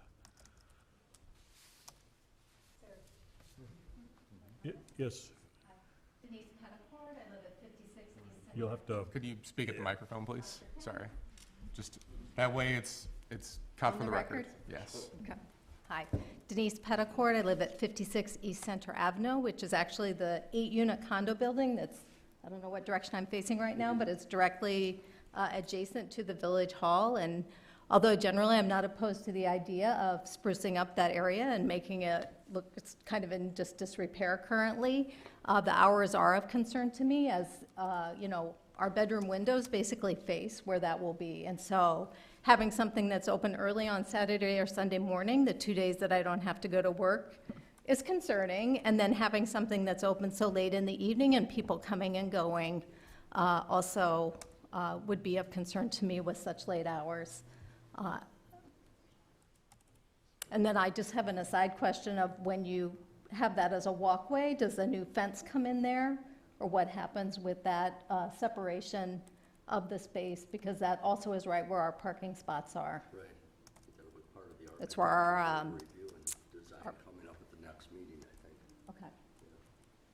And in response to that, may I respond to that? oh, certainly. I was just going to say, you know, if the trustees can put into this hours as part of the agreement that they want limited hours for that later night outside in the alley area, I mean, not in the alley, the garden, you know, which is the outdoor seating, we'd be willing to do that, you know, to restrict those hours to the outside, if that helps. I think that could be helpful, however, that doesn't account for people that are coming and going in the late hours of the pub being open. Right. And then certainly the early morning hours would be disruptive. Would it be as disruptive if the entrance was on the east side of the building? Away from your window? I think even if it's on the east side, the. Not facing you is what I'm saying. Yeah, it's not, I'm not so concerned about where the entrance is, it's getting to the entrance, because that south-facing entrance has that wall there, so I can't imagine that would necessarily be so loud itself, or if it's facing the east side, but it's people coming and going to get to the entrance regardless of where it's placed. Thank you. We've done projects in the past where we've done fences that have kind of a sound attenuation as part of the integral part of the fence. I mean, that could be something we can consider with the landscaping, you know, have a nice buffer between, you know, that property and the pedestrian walkway. Thank you. It seems like in terms of where it's located, it's more comparable to Innovasi than it is to Mavry's or the brewing company.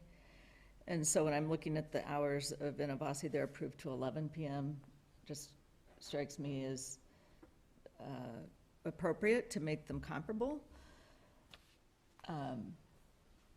But I'm trying to address the neighbor's concern as well, and I appreciate that that's a different location than like the brewery and Mavry's.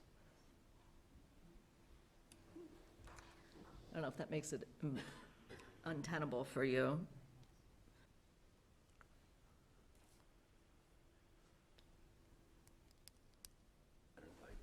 You know, I would prefer the midnight to be with the others that are out there too. I think people, you know, I mean, if it's a make or break deal, that I'd go to the 11 o'clock, but I'd prefer the midnight. Yeah, I guess Innovacia is 11 PM, 7 days a week, and Mabry's is midnights on weekends. Right. And I would say even in Avasi, you don't have direct residents necessarily right there at the entrance of Innovaci. Yes, you do.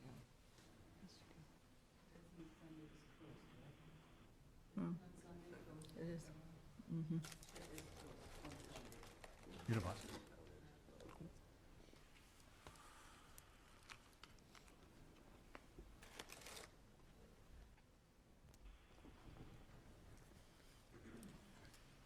To me, unfortunately, we're going to approve, if we approve this, that's an issue, is the sound. And I don't see this body having any say on the owner to shush his clients out the door. So I don't know, that's really an untenable position for us to make a decision on.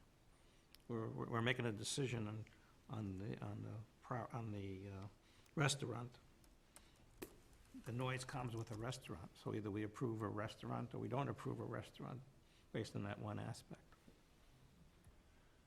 I mean, there are Can residential. I ask a question about the outdoor seating? And what is the plan in terms of restricting the time usage profile of the outdoor seating?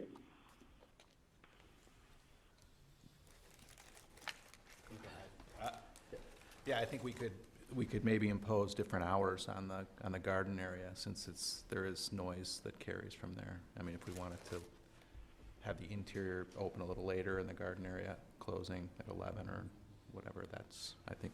10 and at 10, maybe an hour earlier, either 11 on Friday, Saturday, or just 10 o'clock, you know? What are the hours for Prairie? So the hours for Prairie, there's no morning limitation. It would be a 10 PM cutoff in the evening. And again, that's an entirely outdoor space, essentially. Right. For their outdoor, it's 10? Mm-hmm. Weekends too? Or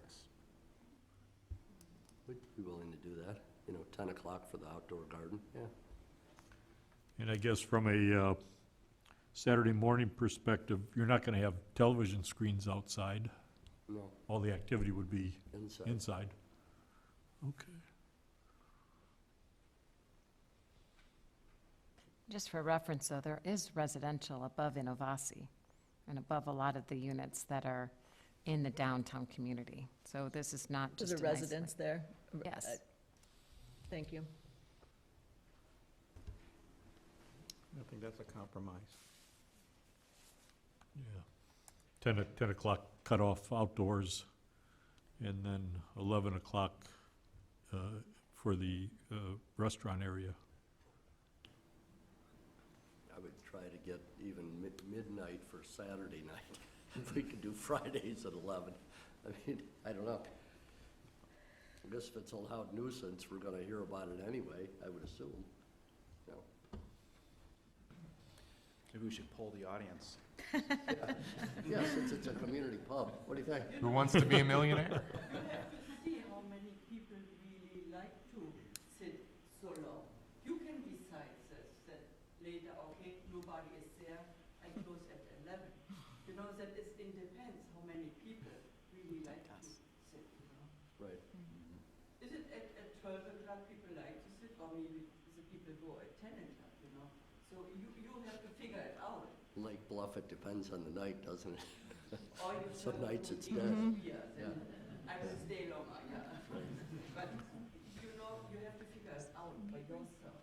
Right. How the people really gets this, or people say, oh no, 10 o'clock is 11 o'clock. It makes no sense to say strictly at 12 o'clock, and nobody is there. Right, make Right. close early, It makes exactly. no Yeah, that sense. happens, sure. Yeah. I have another issue. Moving on. According to the proposal, there's a net demand for 7 parking spaces on page 2. Is that how I read that? Yes, so, and this is we'll come back to ours. So this is the nuances of our parking study, right? And there's a lot I can say as a planner I about understand this, that, but- but we're supplying 3 It proposes that right now, based on the study, there should be a demand for 3 from that space. That after these changes are made, there would be a demand for 10, which nets you 7 spaces. That we're not gonna have. The applicant's proposing to build 3 and So there's 4. buy 4 permits, yeah. Oh, I see. You can exchange the 4 permits for actual spaces. If you would allow them to. Is there a problem? Again, parking is a major, major problem in the town, even though we've been told it isn't. Does anybody object to that? I mean, is that a reason to not to stop this project? I'm comfortable with that approach. Me too. Yeah, and it's hard to hear if folks are talking in the room, so I apologize if I'm speaking over someone. But I think the 3 concerns that I'm certainly hearing from others and that I share are, first and foremost, parking. I think adding further stress to parking in the CBD, particularly in the area around, you have Bluffington's here, you have the Prairie, you have the new eatery going into the bike shop. I'm quite concerned that, both along Scranton and now along Oak and in this parking lot, you're going to have increased congestion and a tougher time around parking. So I'd love to see the prospective tenant here take a more definitive kind of approach to providing for incremental parking. I think hours of operation should be something that you could mirror, as I think the comment has been made, the brewery. But I think there should be some restrictions placed on outdoor seating, and maybe just mirroring the Prairie hard cap of 10 p.m. is the way to go there. And then, again, I just point out this issue around Center Avenue Partners and access to the right-of-way. I don't know really what our colleagues from Village Council would recommend there, but have concerns that if we move ahead tonight without addressing that or without hearing that has been resolved, are we putting ourselves in a difficult situation here with respect to what we're recommending to the village board? But overall, I go back to what Commissioner Danley said, which is this is a fantastic project and one we ought to find a way to make work, subject to the issues that we're all discussing. Mr. Schuster, how do we address the potential conflict between Center Partners and the petitioner, as far as moving forward from our perspective? So there's kind of a couple different issues with this. So number one, we believe that the zoning condition on the Center Avenue Partners property does require them to leave that open for ingress and egress, and that, that this is permitted under that zoning. That said, from a policy perspective, it is your prerogative if you feel that it is not appropriate to put the door there. That's your decision.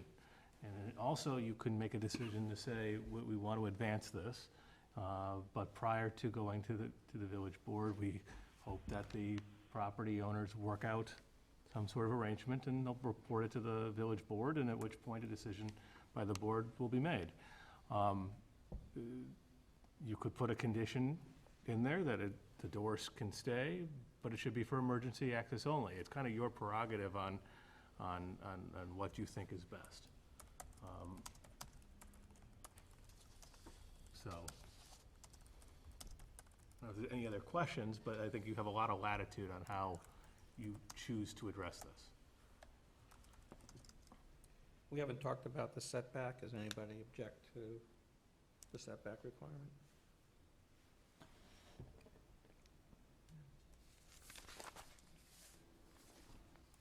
I'm okay with it.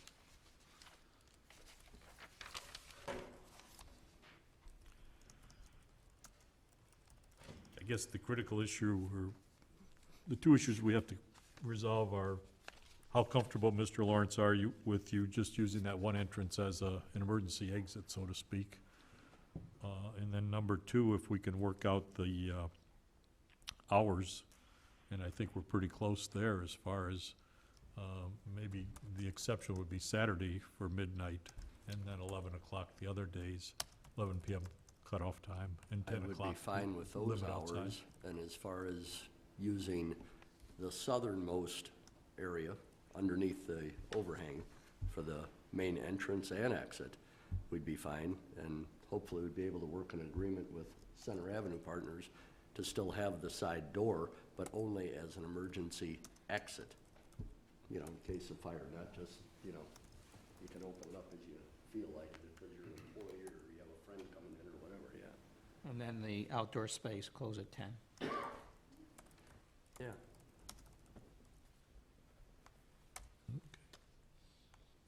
Any other concerns from the commissioners?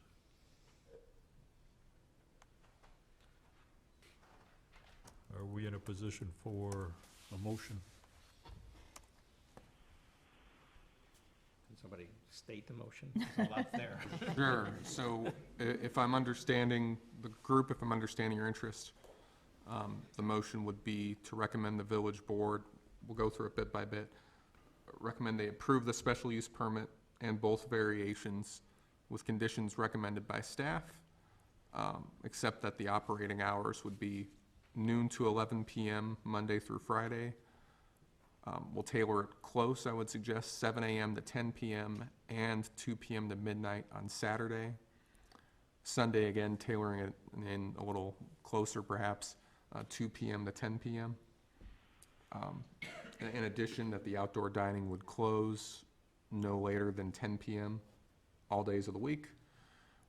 And then based on what Mr. Lawrence has said, 2 additional conditions. One, that the west entry be used for emergency exit only.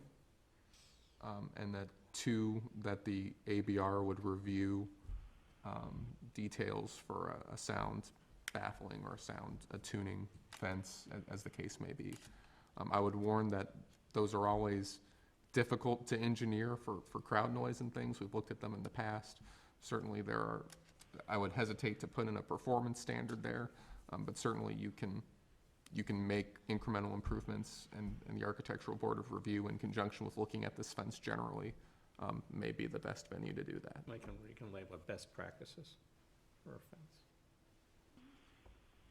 Scott, to be honest with you. I would just modify the summary you gave to say it's not just outdoor dining, it's the outdoor seating area, including, you know, consumption of beverages also. Yes. Be curtailed at 10 PM, consistent with other properties in the CBD. And just to clarify, Mr. Cole, Saturday would be 7 AM to 10 AM and then 2 PM to midnight. Yes, essentially sort of cutting out that middle piece, given that it goes later to midnight. Correct.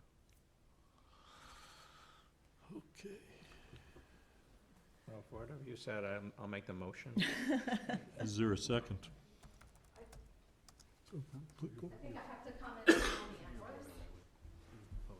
So, just as you're summarizing them, you know, to think of, I think if I look at, you say, like Maverick and Navasi, they have hours till 11 PM. I think that's a very different crowd and purpose than a pub would be. And so I do have a concern with Monday through Friday, those 11 PM hours. I mean, I go to bed early, I get up early and go to work every day. So I think that that could really be disruptive to the people that are living in that building. And also the early Saturday morning hours, that's, you know, Saturday and Sunday are a few kind of days off for rest, and to have activity at such early hours is of concern to me.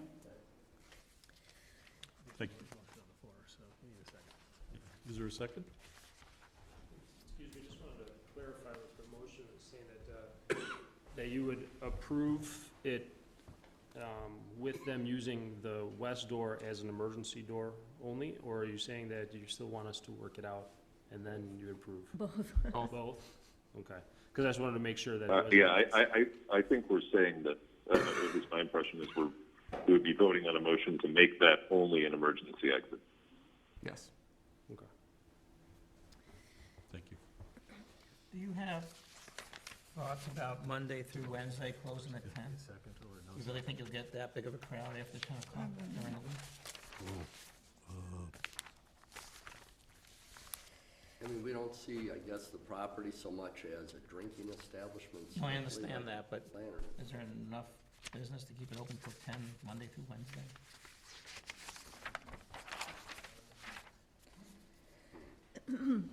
That may placate some issue here, at least Monday through Wednesday.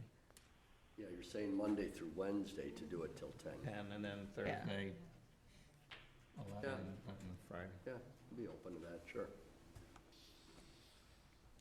And partially, you don't want to lean on it too much, but certainly, there's always the opportunity to amend those hours in the future. That helps a little bit. Yeah, with that proposed modification, we'll need a new motion Right. with those proposed changes. Yeah, 10 is consistent with Prairie Espresso, so that makes some sense during the week to Yeah. me. I think that's a good call. So to make sure I've got it right, Monday to Wednesday, noon to 10, Thursday and Friday, noon to 11, Saturday, 7 to 10, 2 to midnight, Sunday, 2 to 10, again, always with that outdoor space closing at 10 PM. Someone perhaps may make a motion. I'll make a motion for that. Oh, wait a minute, you don't want to just have like the outdoor 10 o'clock and then they can go inside for another hour? I mean, I agree. I agree with that. I think like the a outdoor community. cutoff should just mirror Prairie, which is 10 PM. and allow the extra hour to be inside to finish off the evening in the enclosed For area. Monday through Wednesday?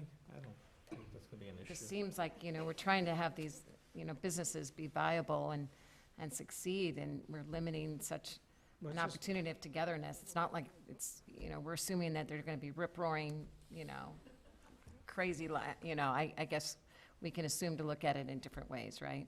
So maybe we can always talk about changing the hours later, I don't know, but I just feel like we're making such a strict moment right now, assuming a bad outcome. We're protecting an outcome, maybe is a better way, I'd rather look at it than limiting.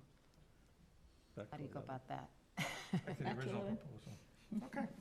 So, hearing no second, I guess we'll have to have a motion similar to the preceding motion, where Monday through Friday, or excuse me, Monday through Wednesday, midnight to 11 a.m., No, PM, I should say. midnight, noon. The outside is closed at all times after 10 PM. Yeah. And Mr. Cole, fill in the blanks for Friday, Saturday, Sunday, if you could, please. Thursday. So one more time, noon to 11, Monday through Friday, 7 AM to 10 AM, and 2 PM to midnight on Saturday, 2 PM to 10 PM on Sunday. And always with the outdoor area closing at 10 PM, Plus all the other staff. plus all the other recommended conditions. Okay. For motion. Yeah, do we have a motion? Initial motion. Is there a second? Second. Can we have a vote, please? Certainly, and on this one, your recommending body, a majority carries, even if it's not a majority of the PCZBA. Again, 3 votes would do it. The order is random, so Member Danley, Aye. Member Ryder, Aye. Member Murray, Aye. Member Miller, Aye. Chair Peters. Aye. Motion carries. Thank you. This will next be at the Architectural Board of Review at their March meeting, and then it will proceed to the village board after that. We will keep you appraised of any developments. Sausage 5 making votes here. to 0. Thank you. 5 to 0. All right. Agenda item number 6. Could introduce that, Mr. Cole. Yeah. Well, we'll just wait a second. This won't take too long.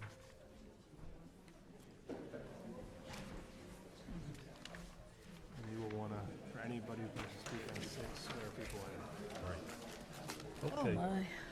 Anybody. Agenda item number 6. We've got a pretty busy agenda yet tonight.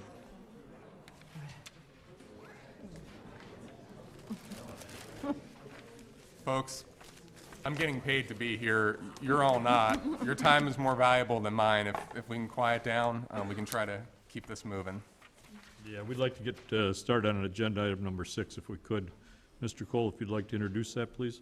Certainly. So in the interest of time, we'll keep this brief. Again, the village has had a short-term rental pilot program for some time, subject to certain conditions, which I'm happy to review. In essence, this is a very minor amendment. It preserves the status quo. It provides for an additional year extension of this program to allow the village to gather more data. There's some statistics and data presented in the memorandum we shared with the committee of the whole. I'm at that meeting. The village board's direction was to initiate the process for this extension. There was no public comment received or made at that time. Our thought is that it's a relatively minor amendment. Certainly in the interest of time, if there's a desire to have a longer discussion, we would recommend that this item be continued to March. If you are ready to vote to make a recommendation, that's fine too. Anybody from the public that wishes to address the commission on this issue? Yes. If you'd like to come to the podium.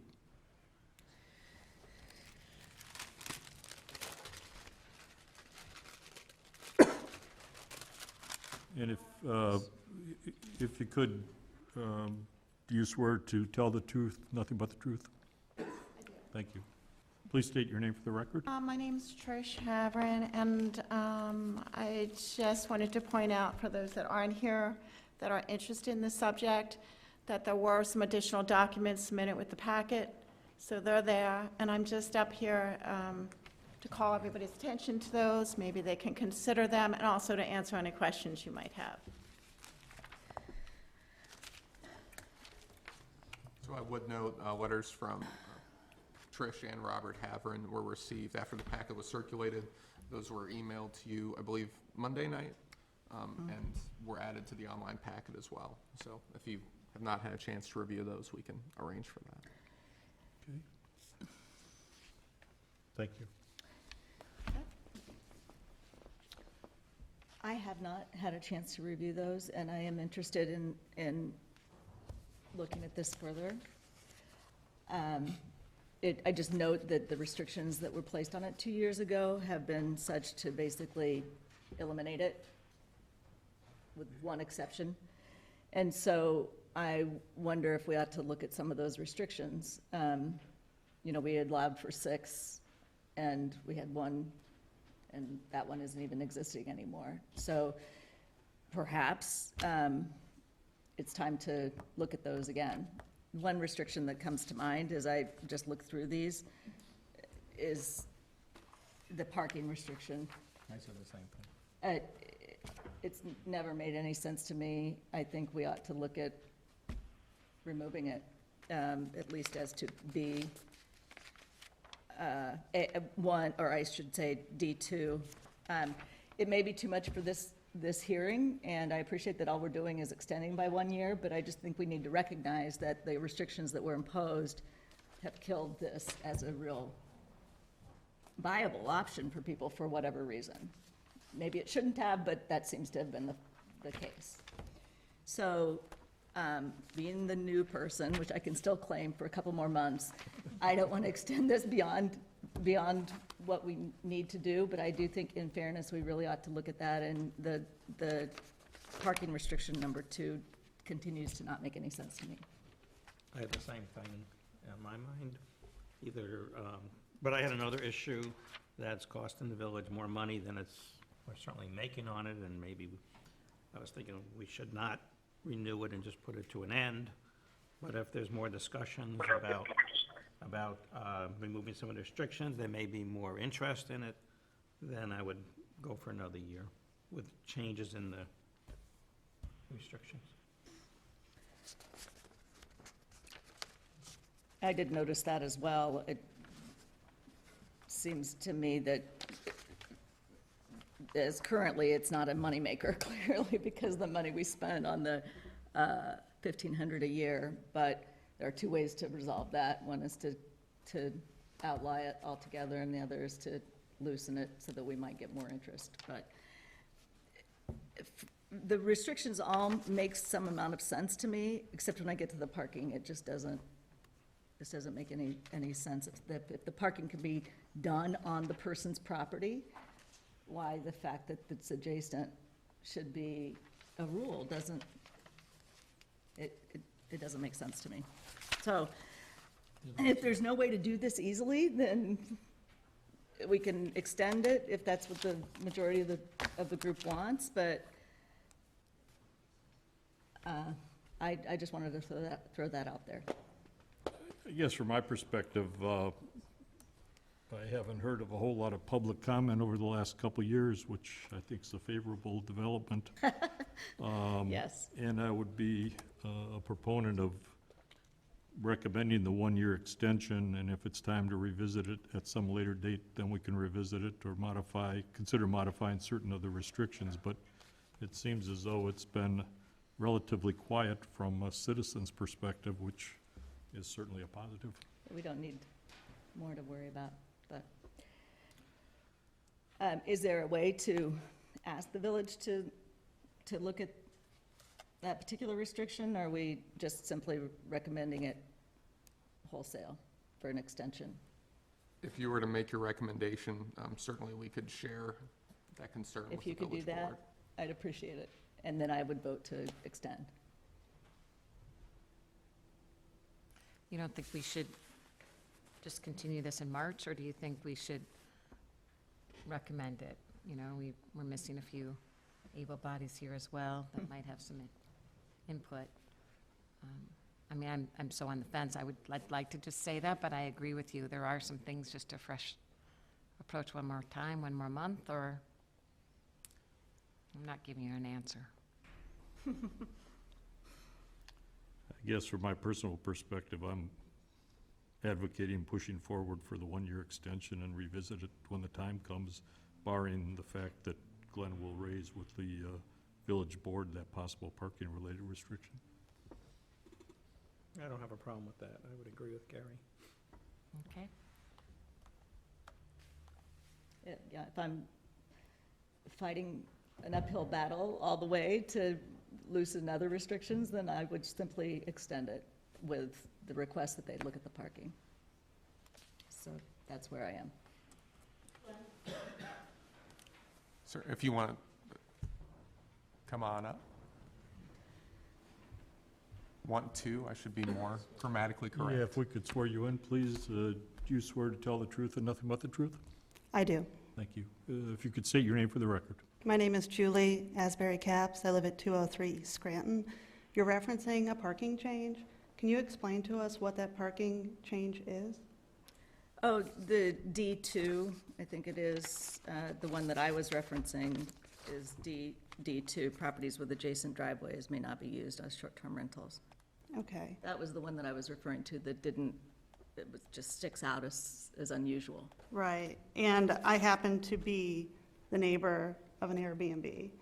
And I can share with you, some of you were part of this discussion a few years ago, some of you were not. There's a reason, as you may or may not be aware, that was included. It was to address safety. It was to address noise. It was to address the impact on the neighbors. It was to address traffic. So, for your consideration. Thanks. Thank you. All right. Any further discussion? Hearing none, can we have a motion, please? Jill, it's your turn. Okay. Motion to continue the process for another year. Is there a second? So to recommend approval of the text amendment. As is. Is there a second? Second. Could we have a vote, please? Certainly, once again, the order is random. Member Ryder. Aye. Member Danley. Aye. Member Miller. Aye. Member Murray. Aye. Chair Peters. Aye. Motion carries. Okay. Moving on to agenda item number 7. If you could provide a brief overview, Mr. Cole, and then we'll swear in those who wish to testify, and we'll start the public hearing. Certainly. So again, one last time before I start my overview, to help keep things in order, we are asking speakers to limit their time to 3 minutes to make sure everyone has a chance to speak. There's a sign-up sheet right there when you came in the door, so if you haven't had a chance to sign up, if you would, politely while I'm speaking, we'll grab the one off the top here in a few minutes, and we'll just start going down it to give people a chance to comment. So we've been talking about, this body has been talking about this for a few months. The workshops on this subject started in November, continued through December at the direction of the village board. In December, this body requested that the village board start the process to initiate this text amendment, and that's where we come to here in February. So a lot has been said about it. My presentation very brief. All I would note for those new to the process or who are tuning in now, as it were, is this.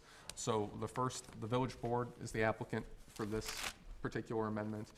There's no application for a development as of yet. If there was one, based on what we've seen so far and what was workshopped in November and December, that would require a subsequent public process. So this public hearing doesn't result in the approval of a development. It doesn't result in anyone being authorized to do anything, most likely. All it does is establish what the parameters are for this particular type of process in the future.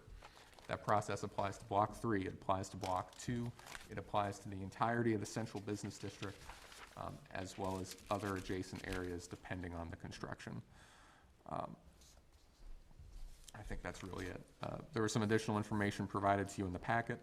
I'm happy to answer questions about anything that was prepared by staff. I'll also note a voluminous amount of public comment that was received over a period of time. All has been made available to you. We've updated that on Monday, on Tuesday, and most recently at about 3 or 4 o'clock today with everything we'd received. So. On blocks, on central business district, what is the current zoning guidelines and height? Certainly. So let me pull it up to make sure I am exact.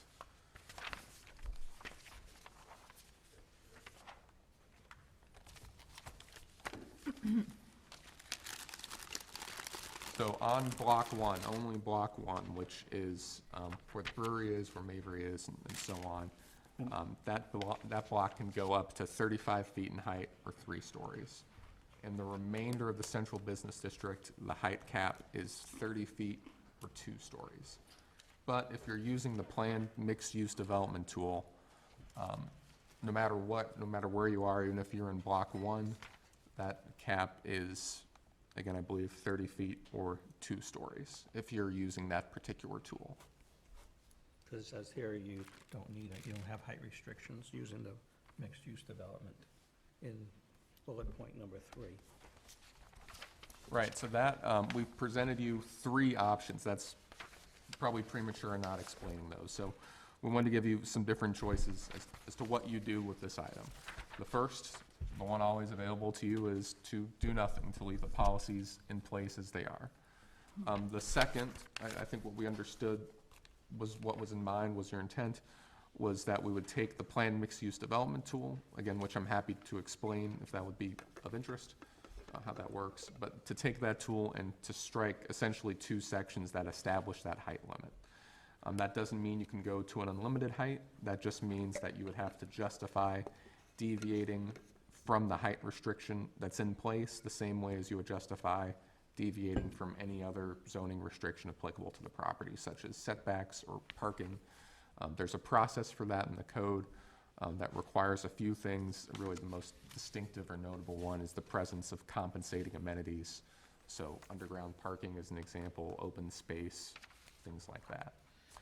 The third takes that number 2 step and it goes farther. It amends the underlying zoning code, that underlying height restriction. Let me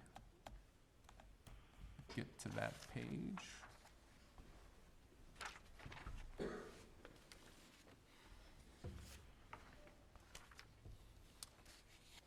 Such that if you're doing a development as part of Block 3, it would go to so many feet in height, wherever this board decides, or 3 stories. So not only then would the PMD tool not have that restriction elsewhere, but you would explicitly be establishing that development that deals with Block 3 as a unified development could go up to that height limit. Again, just trying to give you more than one option to consider. So, after our last go-around with this, if I'm not mistaken, the village board put the 30-foot height limit in stone, saying it's the law of the land, so to speak. Is that correct? Essentially. And what we're deciding today is whether to continue the 30-foot height restriction, but have more leeway to change that if the need arises. Yes, and I suppose I've finessed my previous answer a bit. So the village board established that you could exceed that 30-foot limit with a variation, which requires showing unique circumstances, which requires showing a hardship. It didn't close the door completely, but it is a high standard to meet. It's Well, higher. how is that than different than what we're changing it to, or attempting, or thinking Sure. of? Yeah, it's a modification, so it's a different set of standards. To meet a variation standard is I would say, a higher standard, but it's different, it's more difficult to meet. Showing a particular hardship with the property, as Glenn mentioned. The difference with a modification is instead of it being a hardship, you're instead are looking at the development, and the factors are set forth in the PMD tool.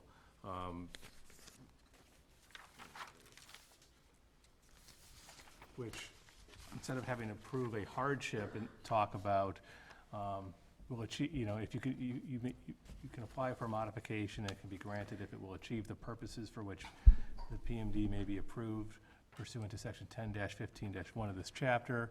It will not violate the general purpose, goals, and objectives of this code or the village's comprehensive plan, and will result in a development providing amenities to the village that may not be otherwise required under this chapter or any other applicable village codes and ordinances, including, without limitation, such things as public art, plazas, pedestrian walkways, natural habitats, increased landscaping, buffering or screening, enhanced streetscape, enhanced pedestrian and transit supported design, underground parking, and similar features. I know that's a mouthful, but in essence, it's a very different standard in what the applicant would have to demonstrate, and for you to be able to grant a modification. So, my understanding is, we could theoretically grant the modification the way the ordinance is written now, but it's a much higher standard. You could grant a that. variation, you A cannot variation. grant, you cannot grant a modification. We can grant the variation, but not a modification. Right. And that's a legal terminology. Right, and it's a more difficult standard, and different, that they would have to meet. The mere desire to say, I think it would be better with 3 stories, probably would not meet that variation standard. However, if an applicant came in under a modification standard and you would allow that, they would say, look, this could be a better development, there's public amenities, it's in keeping with your comprehensive plan, and so it would be possibly it's easier and different standard to meet. In other words, you're taking the hardship out of it and making the standards simpler. Okay. Which is, number 2 is what we had before the village added, what they added. Number 2 is, yes, in essence, that. Okay, so when we did this the last time, we wound up with what number 2 says, and then the village took it and added their language. That's correct, the village board. Okay, now the village board is saying, well, maybe we can rethink this, because we sent this back to the village board with their recommendations, and we can say, they'll rethink it, they want to rethink this and not make it such a hardship to develop the property. Is that their intent? I would note that the village board emphasized that they're not taking any particular position on the development that was presented in November or December. In November, after this group's first workshop. I don't mean that, I mean, we went back to them, you went back to them and said, we want to modify the intent of the original ordinance. And they said, well, they agreed that there should be more wiggle room now. They agreed that the text amendment should proceed. I wouldn't say they took any position as far as, All right, so if we approve number 2, then we're going back to the way it was in 2016 or whatever. in essence, as it was recommended by Originally. this body to the village board, yeah.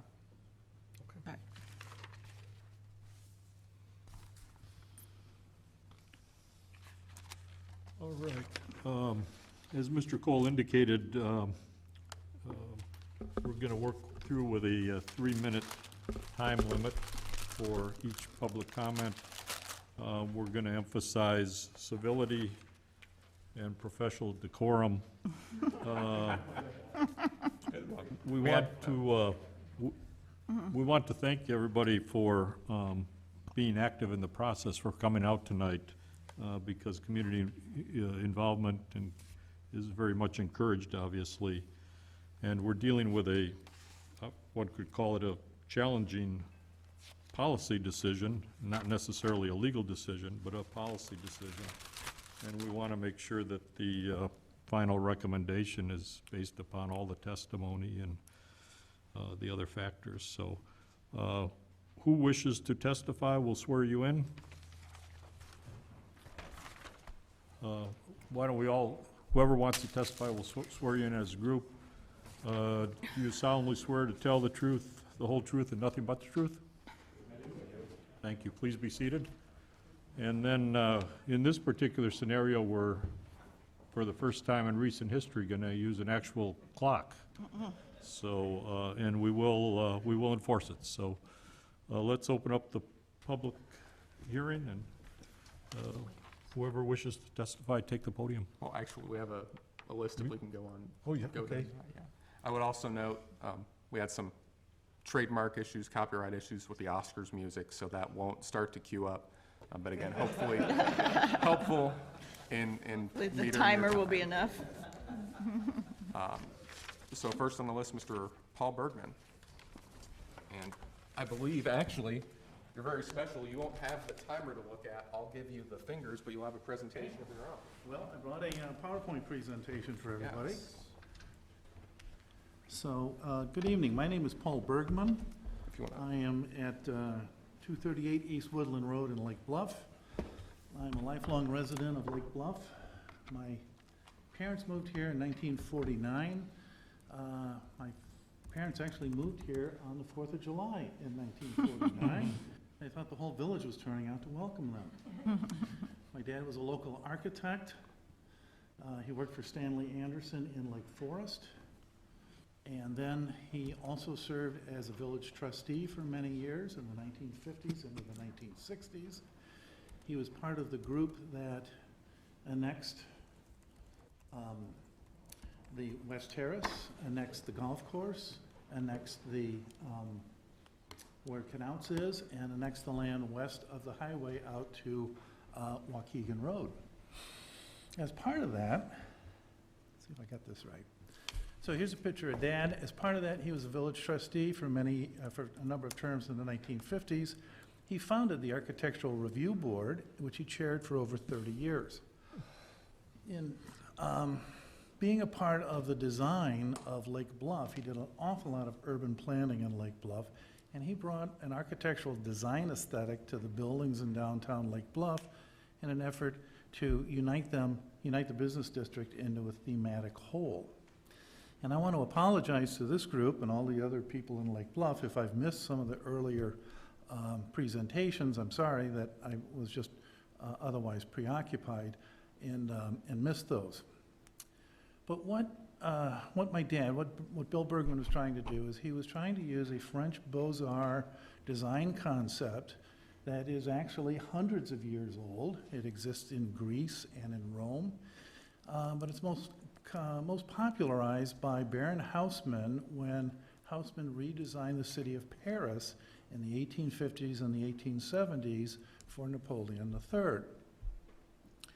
And one of the things that he does, one of the things that Haussmann did was he brought all buildings together in height, color, and fenestration. So all of the Haussmann buildings are cream colored, they are all the same height, and they all have cornice lines that go down the rows of the buildings. And so, if this, Well, this one isn't gonna work. Okay. So, here we go. So if you look down this edge of the building, you can see a cornice line that goes all the way down the building, goes over to the Opera House, and comes all the way back up this building, and turns the corner and goes around to the next building. Here's a better picture of what he was doing, but you can see the oops. Okay. You can see the cornice lines, if I can get this thing to work. Here we go. You can see this cornice line comes along here, follows the front of the building, goes down to the edge of the building, all the way down to the building at the edge, and then comes all the way back. And that is done to thematically group all the buildings together. If you look at all of these buildings in elevation, that is, look at them directly, you will see that the buildings are all different in their style. They're different buildings, they're owned by different owners, but the buildings are all thematically the same. Okay, and so this vanishing line concept is something that my dad proposes for Lake Bluff. And in doing that, the building that he uses, the eastern anchor for this, is the Lawrence Building, and I'm sorry that Gary just left. But by way of disclosure, this was also built by Bill Bergman's partner, Stanley Anderson. But what he does is he takes this cornice line and he uses that as the thematic point. Yeah, Mr. Bergman, we will have to accelerate, so to speak. Okay, we're going. I have 16 slides, so we're going to go down here. Now, the west end of this is down here at the train station. So this is the west end of this. And so if you look at the cornice line, damn it. If you look at the cornice lines that follow through across all of these buildings, these unite all of these buildings together. And if you look at the Osterline building here in the center, when I talked to Bob Ruggles about designing this building, he agreed with this cornice line and added it to his building, and then he added these little plinths here to the building to further emphasize it, and then he added the urns on the top of the building. If you look at the cornice line from the reverse view, looking from west to east, you can see that this cornice line follows all the way down to the Lawrence Building there. This is the thematic building. It comes around here, and just like Houseman, it goes around the corner. So this aligns all of these buildings together. The buildings are all different. If we look at the other side of the street, you can see the same thing happening here with these three buildings. They all line up. But something very unique happens here. If you look at the windowsills on this building and the windowsills on this building, you can see they form a second cornice line which aligns up with the cornice with the roof line of the post office. Again, the buildings are all united in one thematic whole. The same thing that you see here with all of the buildings in more of an elevation. If you look at the buildings on Block 1, you can see that on the Market Building, this cornice line follows when Rob Douglas put this addition on the building. He followed the brick cornice on here and followed that brick cornice with an aluminum cornice. When he was getting ready to build this larger building, I went and talked to him about this, and he said he understood what the cornice line meant. So he picks up this cornice on the Market Building, brings it across here to this little smaller piece. It goes through the parapet into this building mass, then into this building mass, then into the pediment on this building mass, and then connects all the way down here, visually connects with the train station. So here you can see that this thematic business follows through. If you look at it from the larger viewpoint, you can see that it picks up on this building, comes across on this building here in Block 2, skips over the post office, picks up the Market Building, and continues all the way down to the train station. So these are the cornice lines that bring all of this together. Now, lest you think that this is just a bunch of talk and doesn't have a lot of geometry involved in it, I thought I'd put this slide up to show you that there's a great deal of thought and planning that goes into this. And if you look at this I hate to be rude or inappropriate, but we are under certain time constraints. I'm gonna be done in just a second here. Well, So, you've got 1 minute. You have this cornice line here, and you have another cornice line here, and it goes right across the street. So, what Bill Bergman was trying to do, he was trying to have all of the buildings in downtown Lake Bluff be red or preferably dark red with white or aluminum window sash to provide a unity of color. Houseman's buildings are cream color. All of the entrances are on grade with the exception of the oldest building in the business district, the Village Market. And all of the buildings are two-story with a recognizable cornice line. That's the concept for unifying all of the buildings in downtown Lake Bluff. If you're gonna begin building buildings that are taller than that, you need to understand the changes that you're contemplating and understand that there are, I think, 9 buildings that are involved in this process. And so I wanted to bring that to your attention. This is something that my father started doing in the 1950s. I carried through with it in the 1990s and the 2000s with the Douglas building and with the Center Avenue building. And so this is something that you need to, if you're going to change the process, if you're going to change the height of the buildings, you need to take this into consideration. That's so any questions, I'm happy to answer. Thank you very much, and it'll be incorporated into the record. Thank you. I should note also, Mr. Bergman, your presentation out there, along with the other public comments and the memo, all that preserved for all posterity. Ms. Briand, I believe you're next.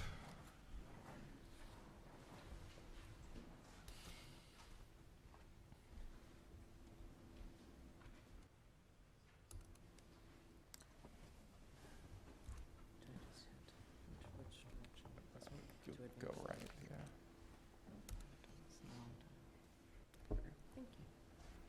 Good evening, everybody. I'm Kate Briand, 610 Lincoln Avenue. And I want to take what Paul just said and take it a little further. So the PMD ordinance that you spoke of earlier requires variation. The Board of Trustees shall in no event, shall in legalese is an obligatory term. So really, it sort of begs the question why we're considering a text amendment at all when this is required under the ordinance. So I thought about it, and I thought, well, could the developer ask for an ordinance, a variance? Yes, but probably wouldn't be successful. And according to the American Society of Urban Planners, or a similar organization, there are 2 reasons that a municipality would consider an amendment. A flaw in the ordinance, like a defect, a drafting defect, of which there is none, or if the ordinance is out of date, which it clearly is not, as it was passed unanimously in 2016. So I don't consider 4 years ago to be out of date. A more obvious flaw would be something where there's a drafting defect, and something out of date would be perhaps when we decided that we were going to allow liquor to be served because times had changed and Lake Bluff was ready to embrace that. So that begs the question again, why are we here?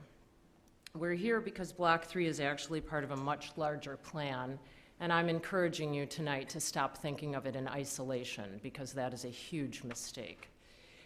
In 2015, the village paid for a downtown visioning study and got a lot of feedback about, as you can see, potential future redevelopment and further refine the current blueprint for Block 2 and 3. So let's think of them as they are meant to be thought of, which is together. What you're going to do tonight, potentially, will have serious ramifications for the village in the long term, which includes the potential development of Block 2. As you can see here, the visioning study areas were both blocks 2 and 3, not just 3. So you cannot consider this separately. And I'm sure that our village attorney will agree that any changes to this would in fact impact Block 2 as well, which is exactly what certain people would like. This is concept A for the Central Business District that was part of the downtown visioning study. And it's very difficult to read the writing below, but the building A that would face North Avenue would be 66,000 square feet. That's right. 3 stories, 45 condo units. This is the densest of all of the proposals. There are some that are less dense. The front facing Scranton Avenue, which would be important to consider given what Paul just talked about, would be a 68,000 square foot building that would wipe out all of the buildings that are currently there and fully occupied. In between them would be parking spaces, and underneath the building A that faces North Avenue would be 70 subterranean parking spaces. Now, Tesca, who commissioned this study, has a 54,000 square foot building on Block 3, which I understand the proposal is smaller. Nevertheless, the goal here is to effectuate the possibility of high-density development on both Blocks 2 and 3, and potentially Block 1. So Block 2 would be about, potentially, could be 134,000 square feet, and 3 stories, obviously. That's the goal here by going forward with the text amendment. To put 134,000 square feet into context for you, Target is 140, but it's not as tall. This is Lake Bluff today, as Paul pointed out. It's very attractive. It's been that way since 1971 when I moved here with my parents. And these are our beautiful views today. Maybe that's us tomorrow. It's very charming. So the straight talk about Block 3 is this. It can't be considered in isolation. It's phase 2 in an organized multi-phase campaign to increase the density in our central business district and alter it forever, and not just in positive ways. The Good PR campaign is about housing for seniors and residents looking for to downsize, but we all know that that's PR. There is absolutely no guarantee that any seniors are going to buy these condos, or any Lake Bluff residents for that matter. You can't guarantee those kind of things. Rather, what this is really about, and this entire conversation about this text amendment, is developing Block 2 and the rest of Block 1 potentially, and that's what will be possible if you go forward with this tonight. So I am imploring you to leave this alone and leave it the way it was, that it is, and keep Lake Bluff a small town. We have spoken. I believe there are almost 500 signatures on the petition that says no 3 on 3. And I think it's really time, the second time around, that the citizenry of Lake Bluff be listened to once and for all. Thank you. Thank you.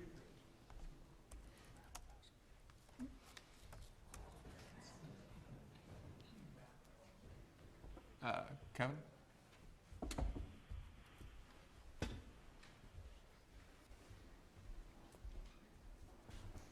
Feel free to run the clock.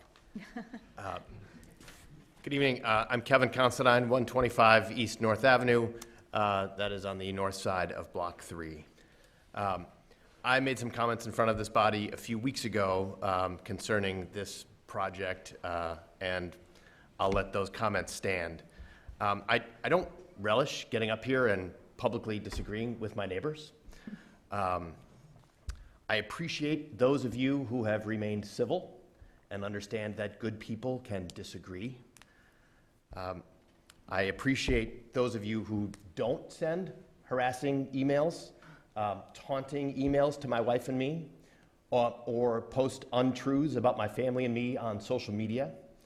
I'm sure that we'll hear tonight, I don't believe I've heard the word yet, but we will, that this building, this development, if it happens, will change the character of our village. But I contend that character doesn't come from bricks and mortar, but rather it's people. How we work together, how we celebrate together, and how we treat each other.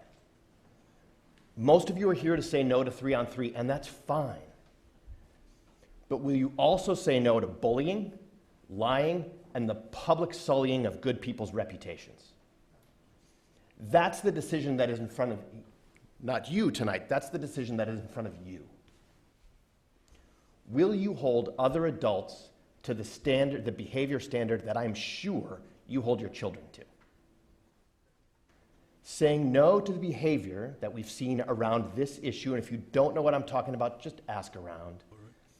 saying no to the behavior that we've seen on this issue and frankly see too much of in our country, and saying yes to integrity, honesty, and respect will have a much greater impact on the character of our village than the size of a building. Thank you. Thank you, Mr. Considine.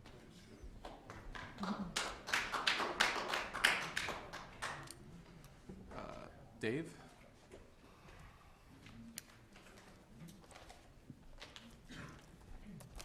Dave Mark, 117 East North Avenue. First of all, I want to thank Kevin for saying that. I think it needed to be said. In spite of how it's felt recently, we are not in the midst of an existential battle for the survival of Lake Bluff. This is not an attack of Peter's evil empire from Lake Forest coming in to turn Bedford Falls into Pottersville. Whatever the decision we make here, Lake Bluff will survive, but the choices will potentially alter the character of our village, have implications for our central business district, many of our businesses, and certainly a lot of the neighbors here. And the only way you, as a board, can make those decisions is if we have a thorough and hopefully civil discussion on the merits and the risks of the proposals that are before us. So thanks again for the opportunity to speak, and you listen to all the voices and not just the loudest ones, because we all need to be part of the discussion. Through this process, in recent months, a lot of people have asked what has changed since we last debated this subject 4 years ago. And the easy answer to say is nothing. And for many, that's a reason to say, well, why are we even here? Why don't we just leave it the way it is? I look at that same situation and say, this is the reason why we need to be seriously considering alternatives, because nothing has changed in the last 4 years. And in the midst of that, we as a village, I think, have missed an opportunity.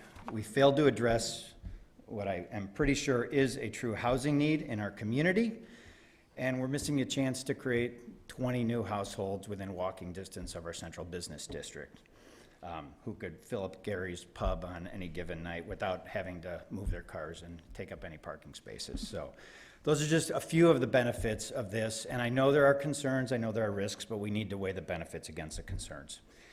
I do think there's one important change since 2016. At that time, as I recall, or at least my feeling was that we had pretty much 100% alignment against the Roanoke development.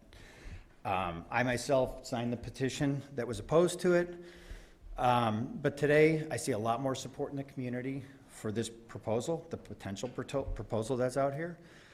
Those voices might be a minority. I don't know if we have 500 people in support of this, but I know there's a lot more than there were in 2016. They've clearly grown in numbers and they deserve to be heard. The commercial center of our town it's the beating heart of any village. And Lake Bluff's charming downtown was part of what attracted my family and myself here 20 years ago when we moved here. And since then, it's only gotten better. The changes have been fantastic. But more changes, economic, demographic, generational, they're coming, they're inevitable. If we don't anticipate and adapt to that change, the forces could reverse some of the gains that we've made, and we could send our central business district on a path of deterioration. And if we let that happen, Lake Bluff will start to feel like a subdivision instead of a village, and I think that would be tragic. I strongly believe that the development of multifamily housing on Block 3 would add vibrancy to our downtown, strengthen the heart of our village, and secure Lake Bluff's future. Edmund Burke said, "For those who don't know history are doomed to repeat it." If we allow a slogan on a yard sign to be the final word of this current debate, we'll be back here again in 4 more years having the same conversation. A simple no is not an adequate answer this time. The limitation in the PMD is kind of a simple no in legal terms. But I would ask, if not this, then what? And if not now, then when? Thank you. Thank you, Mr. Burke. Jean?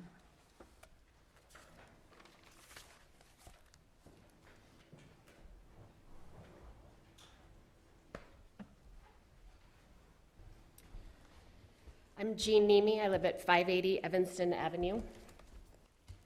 In 2016, a large group of concerned citizens of Lake Bluff spent much of our own money and time to ensure that our voices were heard. And the majority of us have remained steadfast in what we said the first time around.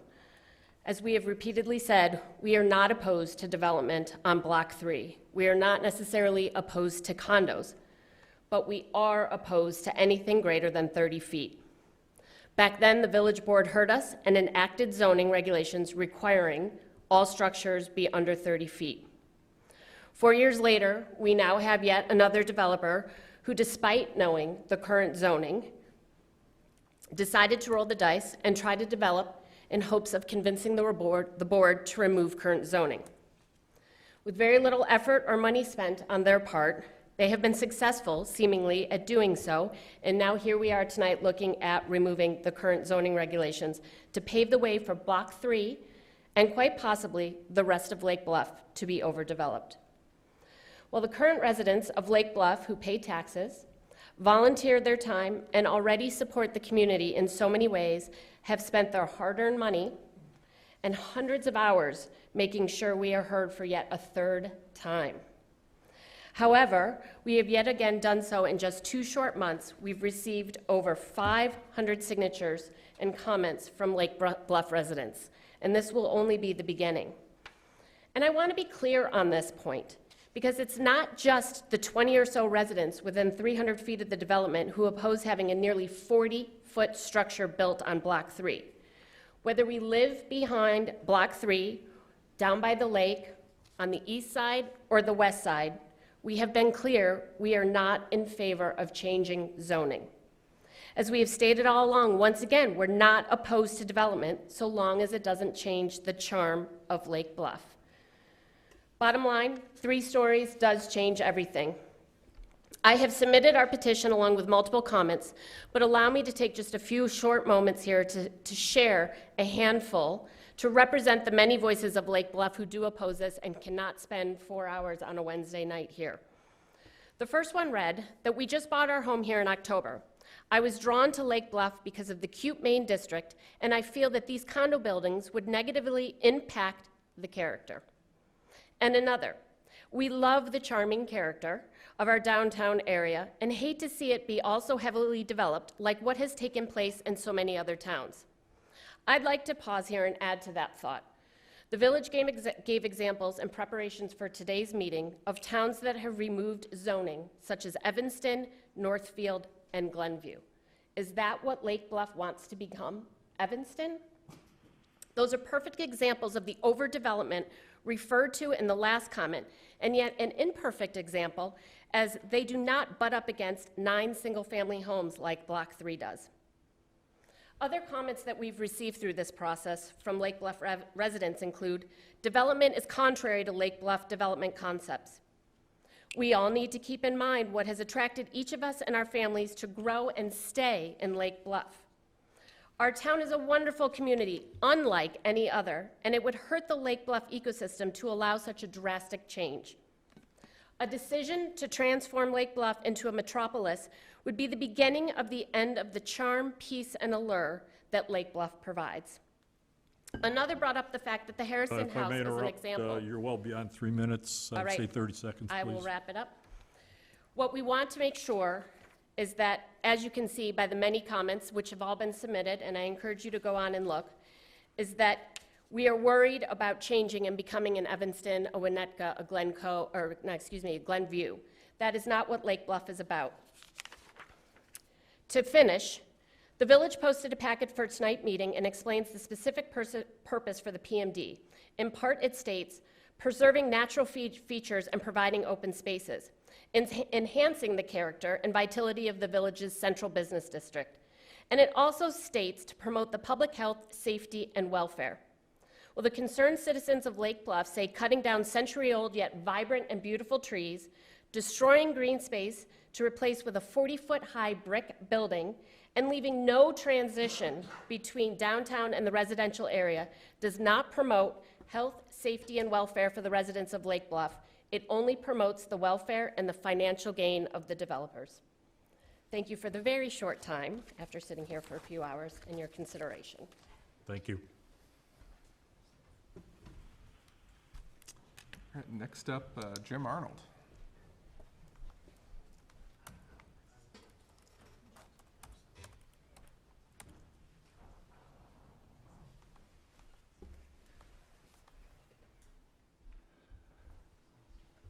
It's good to see all of you again. Hello. I live at 204 West Scranton. And I raised my kids, spent 25 years in Highland Park. I didn't know anything about the North Shore. We moved here from Los Angeles. And while we were there, we saw, to use this lady's phrase, we saw the Evanstonization of Highland Park, where they built building after building 6 to 8 stories tall. Now, I want to refer to the big dog who's not in the room right now, and that's Kathy O'Hara. She and I disagree on nearly everything, except for 2 things. The specialness of Lake Bluff. I mean, when we would drive up here, I would go, oh, why didn't I pick Lake Bluff instead of Highland Park? Highland Park has its advantages, don't get me wrong. But this is almost a spiritual place in its own way. It's got its own calming effect. It's got its own vibe. No other town on the North Shore has that.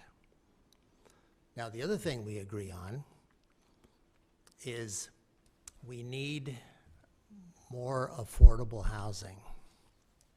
I'm entirely in favor of developing Block 3, as long as it's 30-odd feet and it's designed for people who want to, their home is too big, their spouse has died, they want a place to stay in the village. That's who it should be for, not for people who are willing to spend $750,000 on a 1-bedroom condo. That makes no sense to me for Lake Bluff. So that's how I see it, and I think on these 2 issues alone, Kathy would agree with me. Thank you very much for listening. Thank you. Fred? You just left, Oh, well, come on back. Mickey? unless there's another Fred.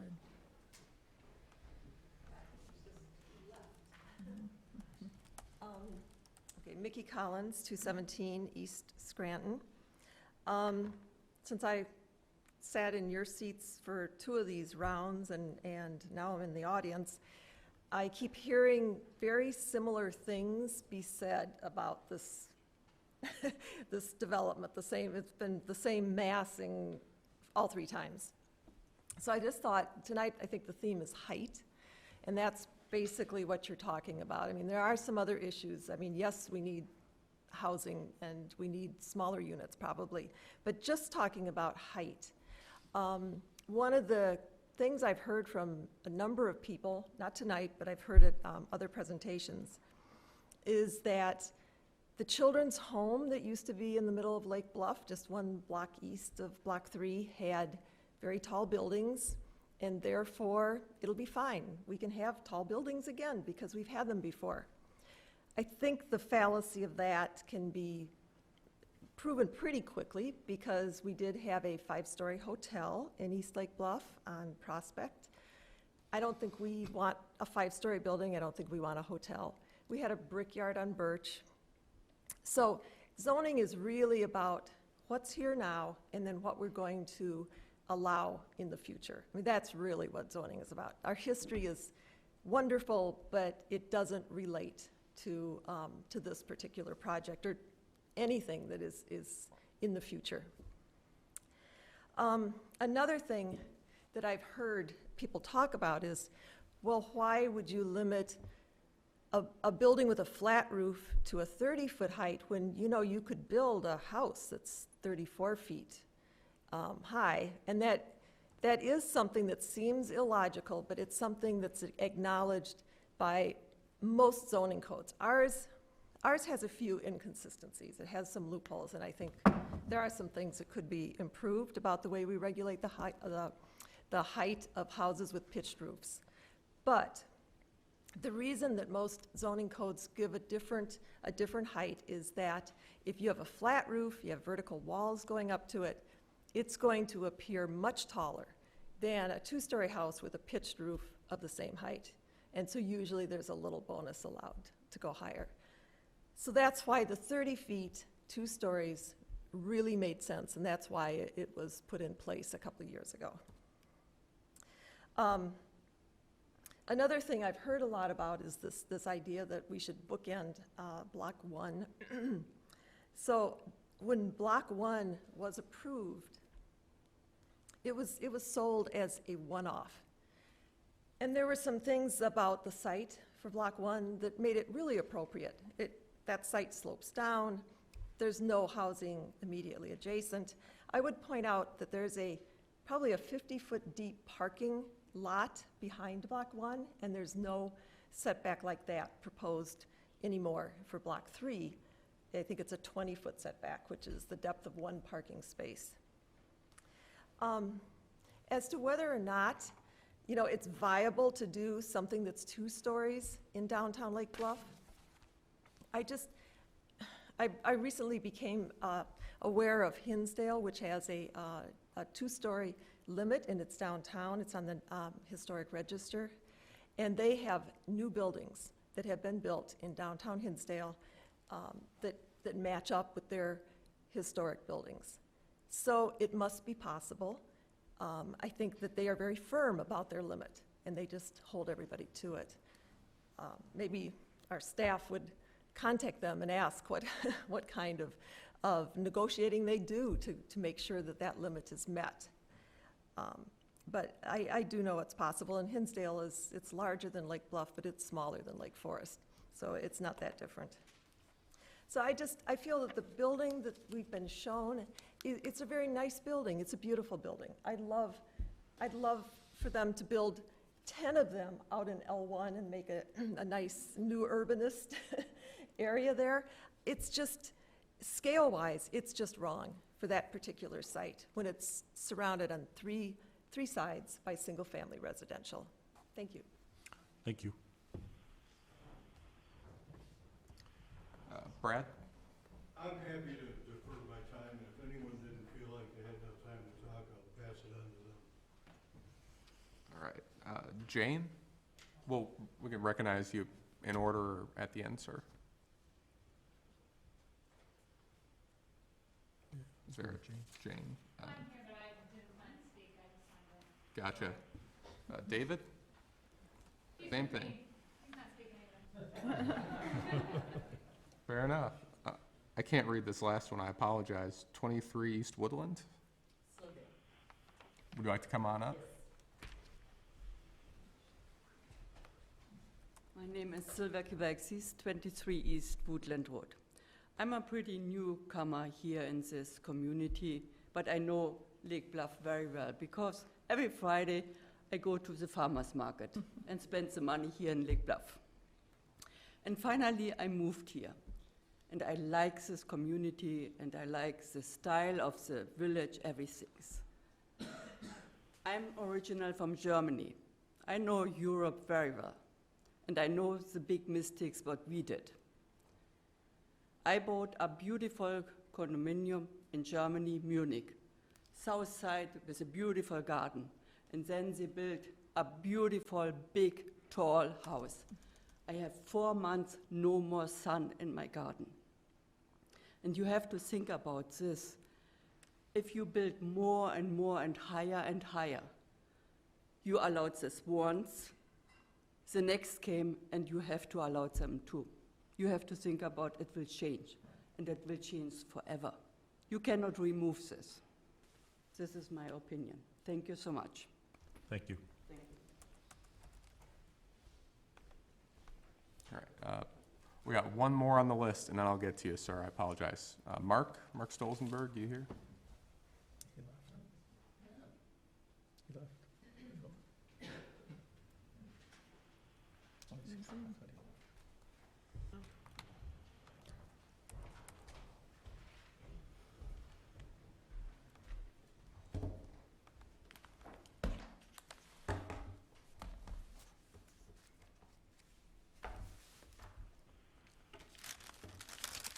Make sure, Mark, you're plugging in. I'm trying.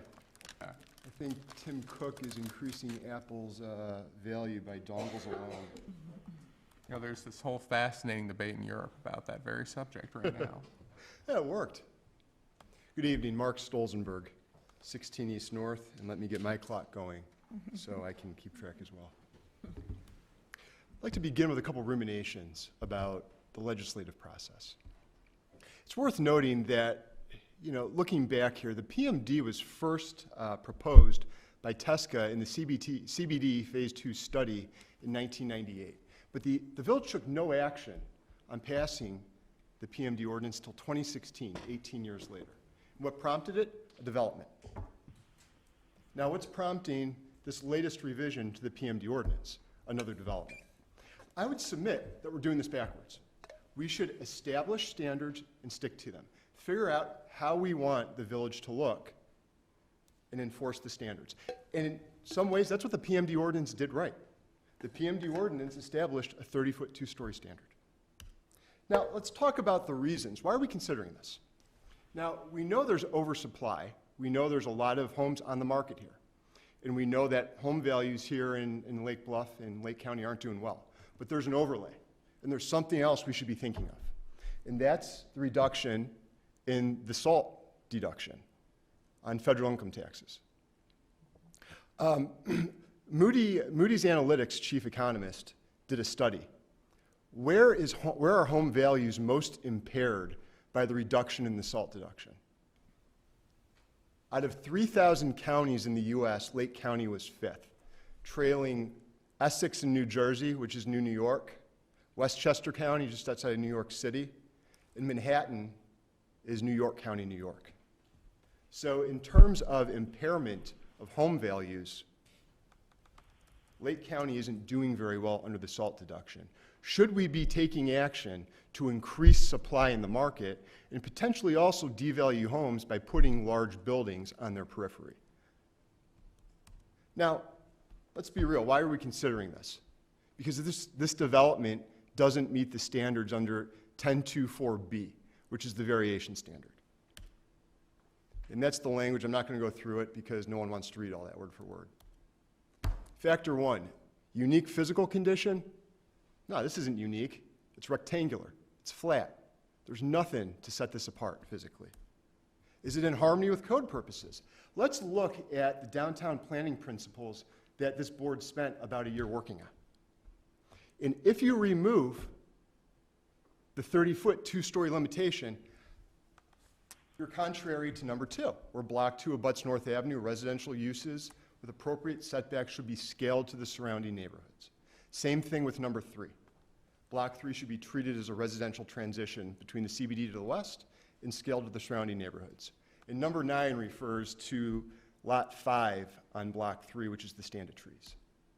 Now, also, look at the wide swath of Lake Bluff that you're going to affect if you remove the height restriction.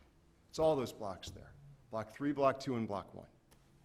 Subjecting potentially a lot of single-family homes to very large buildings, like Kate showed in the TSCA survey or the TSCA plan commissioned by the village. But by having this express height restriction, we're giving predictability and protection to the surrounding residents. Factor 2, not merely a special privilege. Making more money is not a reason for a variation. It's very clear about that in the language. Now, here's another idea. Let's think outside the box for a second. We got a parking problem, right? The eastern 2 lots of Block 3 are a parking lot. What would that do for the central business district if we need parking? The village has bought property before. I know it because I live across the street from it at North and Walnut. And that would also satisfy downtown planning principle number 9. It would preserve the trees. I think that idea looks pretty good there. Thanks much. Thank you.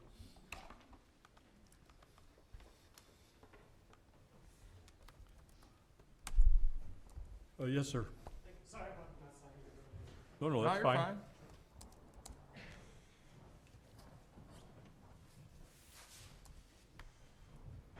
Hello. My name is Yusuf Kebusi. My beautiful and I just moved recently, less than a month ago. When we heard about the new change on 313, I just want to give you a better, true sentiment of new owners coming to the town and love the town for what it is. And clearly, we had a lot of options to go to LaGrange area, both and I, my wife, we work in downtown, we're professionals, and we want commute easy to the metro. Yet, we have a lot of opportunity to go to Arlington Heights, Glenview, we thought about it too as well, but still a little bit the house is not that great. But at the same time, when we saw Lake Bluff indirectly by just visiting a brewery, I'm like, this is such an awesome community, such an awesome, vibrant, that thing that I'm originally from Morocco, to echo the German style of architecture.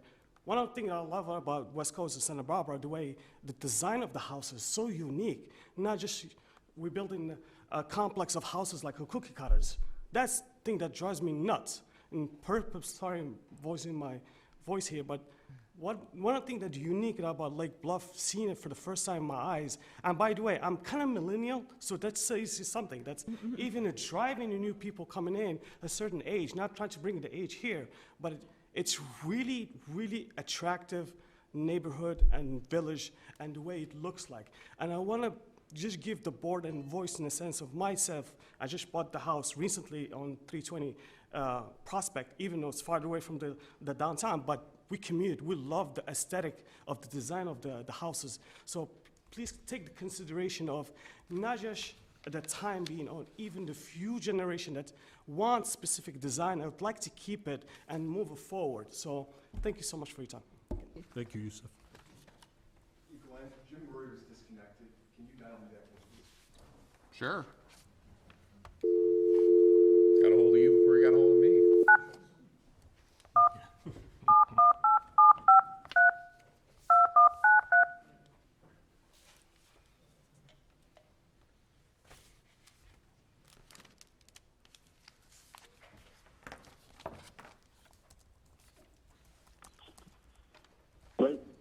Hey, Jim, you back with us?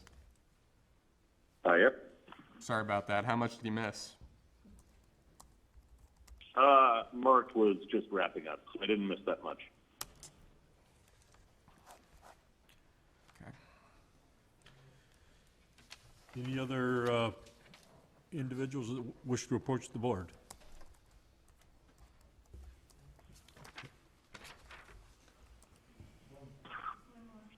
Okay. If you could state your name for the record. It's Becky Kluchka.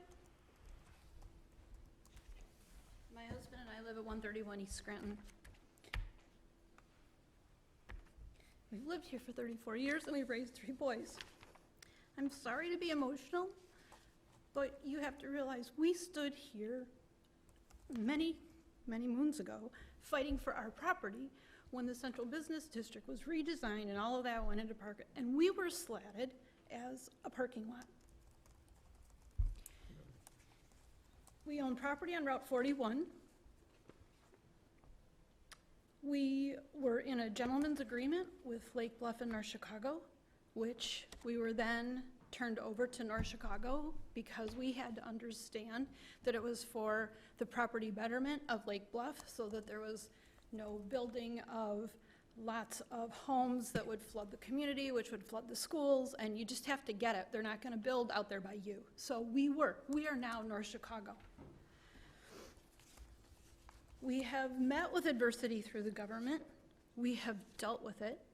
My husband and I have spent numerous hours volunteering in the community through baseball, through Cub Scouts and Boy Scouts.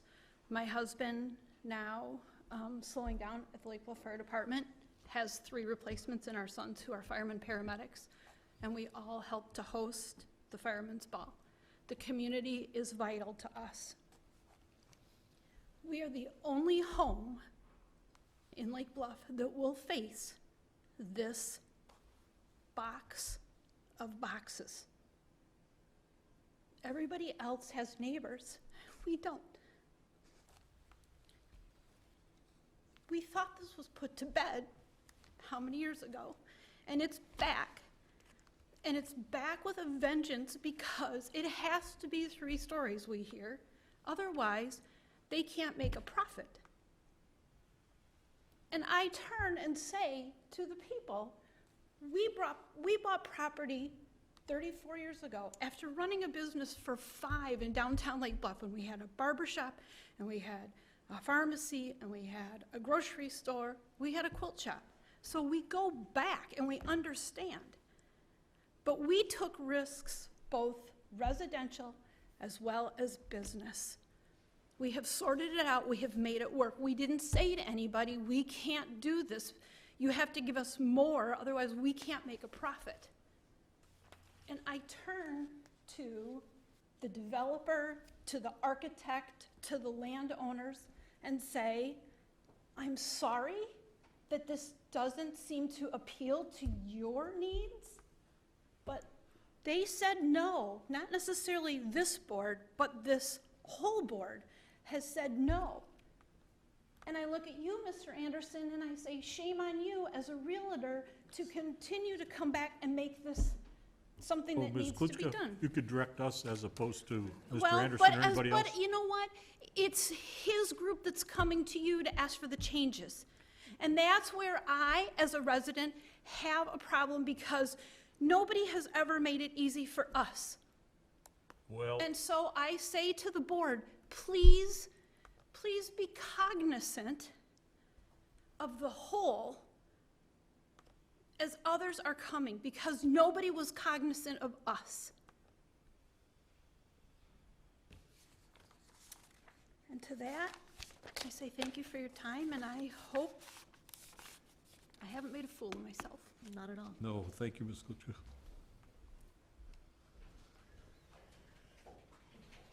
Anyone else who wishes to approach the podium? Okay. Hearing none, we close the public hearing? You can close public comment if you want. Yeah, public comment then is closed. Commissioners, where do you want to begin?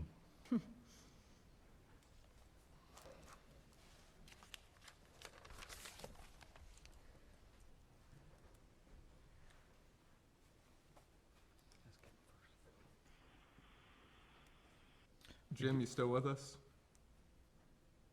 I am. Okay. Am I the lucky one who gets to go first? Well, since you volunteered. You're nominated. All right. Well, look, I'm glad we're having this conversation tonight and that we're having it around the broader issue around height limitations under PMD in the central business district, because I think that that's the right way to have the conversation. You know, it's a Block 3 issue, but it's also a CBD issue more broadly. And I think that it does not take an awful lot of insight to realize that what the village board is doing is opening the door to a broader conversation around development in the CBD. And I guess from my perspective, and yeah, a couple of times tonight we've heard the comment that reasonable minds can disagree, and I think that that's very much the case here. But I think in my mind, this really comes down to what kind of transition do we want to have between Block 1 and the residential portions of the village.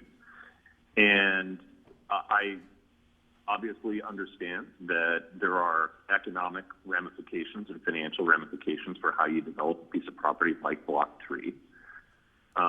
But I'm simply not convinced that what the CBD requires in order to be vibrant or thriving is a 3-story building. What the CBD requires is for someone to step up and develop Block 3. And that needs to happen when the owners of the property face the financial reality of their circumstances. I have yet to hear any compelling argument why this needs to be a 3-story building, aside from the fact that that's what's being proposed. There's a nebulous fear that we will never have a proposal that will develop the property. And if that's indeed the case, the property will continue to deteriorate in quality and eventually be sold for a much cheaper price, and it'll be developed in a different fashion, and one that's more in keeping with the character of the village, as I think we've heard from so many people over the course of this process. So I think that, you know, what we have in front of us is now a clear issue. It's not a workshop. It's not, you know, kind of a hypothetical kind of conversation. There's a direct ask to the PCZBA to decide whether or not we as a group recommend that the village board remove the height restriction. And personally, from my point of view, I'm not supportive of removing that restriction. I'm under no illusion that there are those on the village board who probably want to remove the restriction, and we may once again find this body being reversed if we decide not to make the recommendation that is sought. I hope to see Block 3 developed. I hope to see a mixed-use development there. I just don't think that it needs to be 3 stories for any reasons other than the finances of the particular property and the owner in question.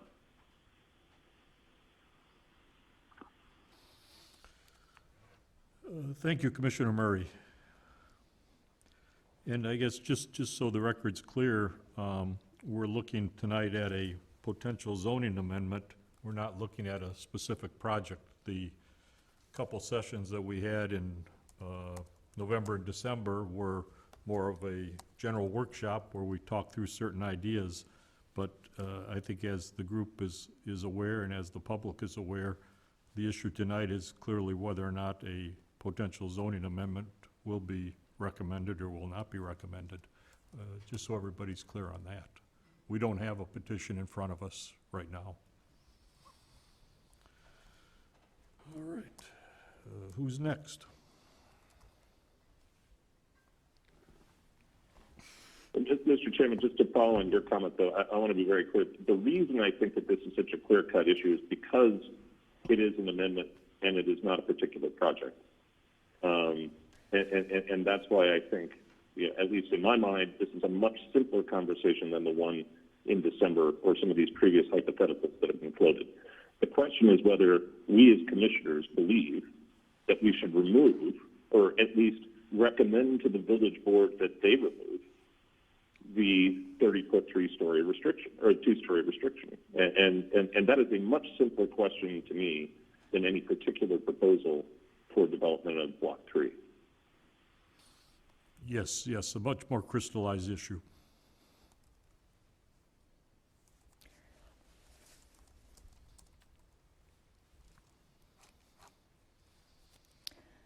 So I'm on the end, huh?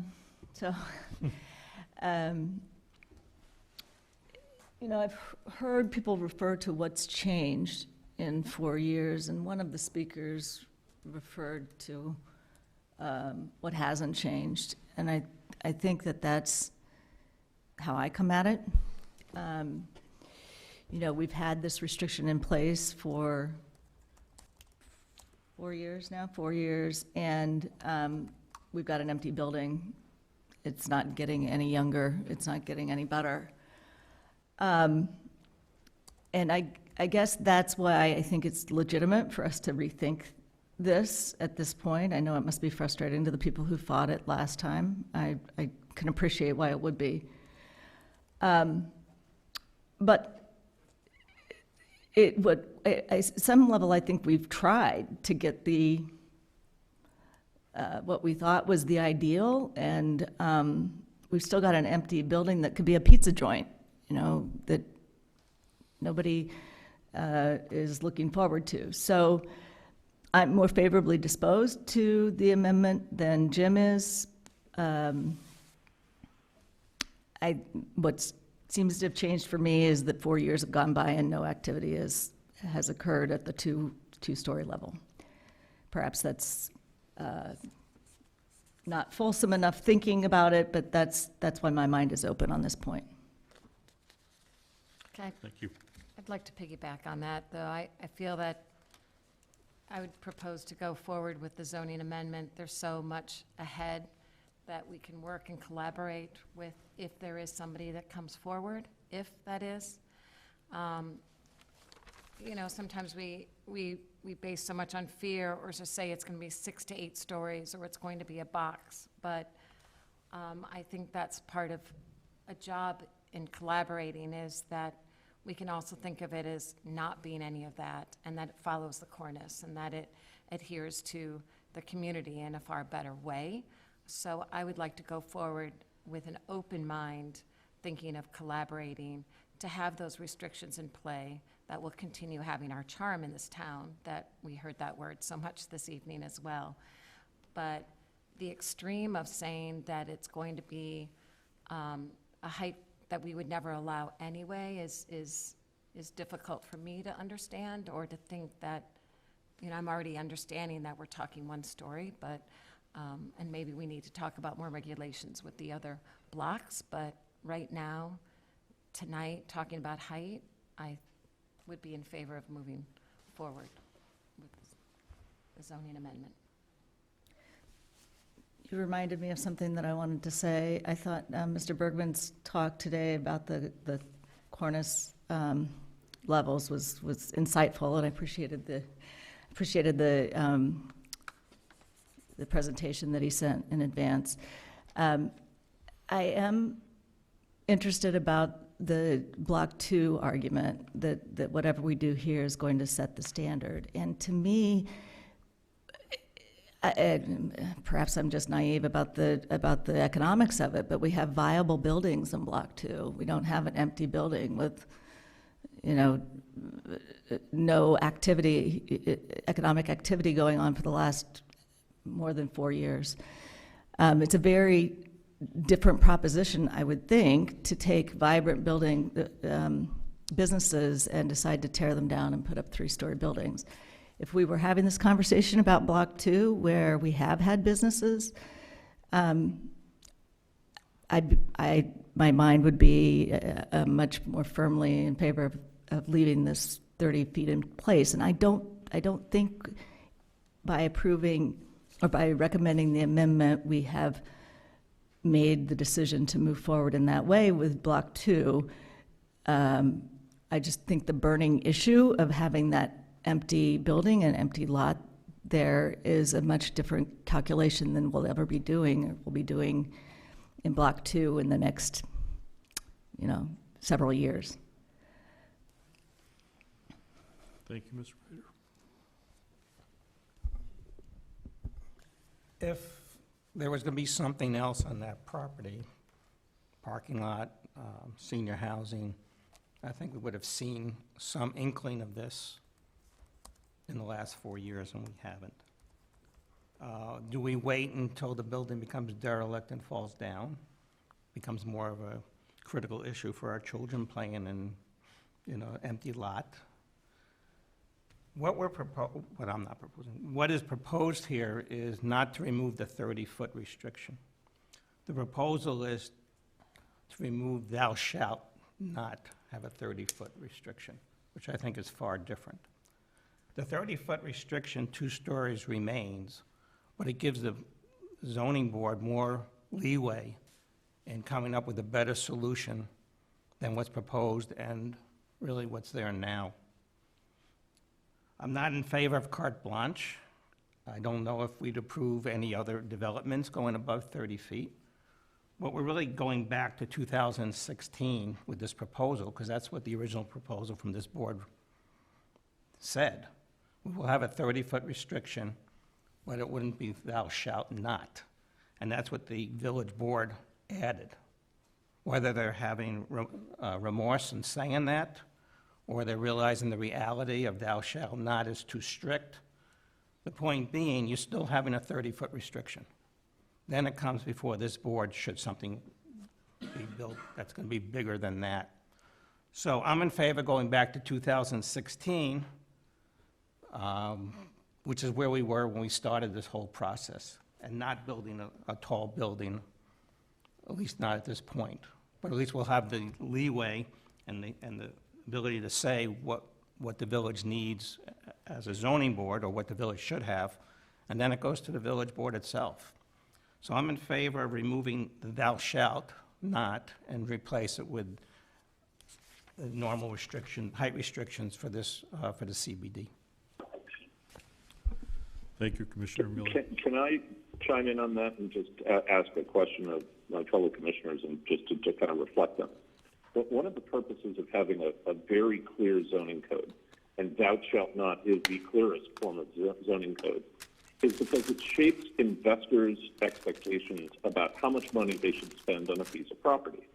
The problem that we have here is that people are telling us that you can't develop this property without making it 3 stories.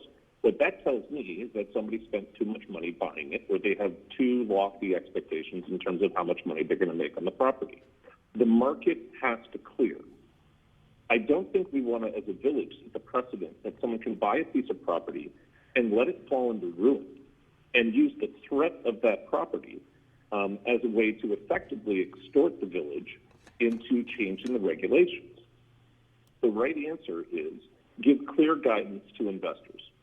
And in this case, if we tell people, you're not going to build a 3-story building on this block, and you're not going to build 3-story buildings around the CBD, then the market will find a new equilibrium. And, the reality is that, this point that really gets my hackles up is saying that, they're not going to do anything and that the building is just going to decay. Well, if the building decays, then we should condemn it as a village. Make them tear it down, turn it into a park. The answer is not to give in to the financial motivations that are caused by unclear expectations about what is reasonable from the development point of view.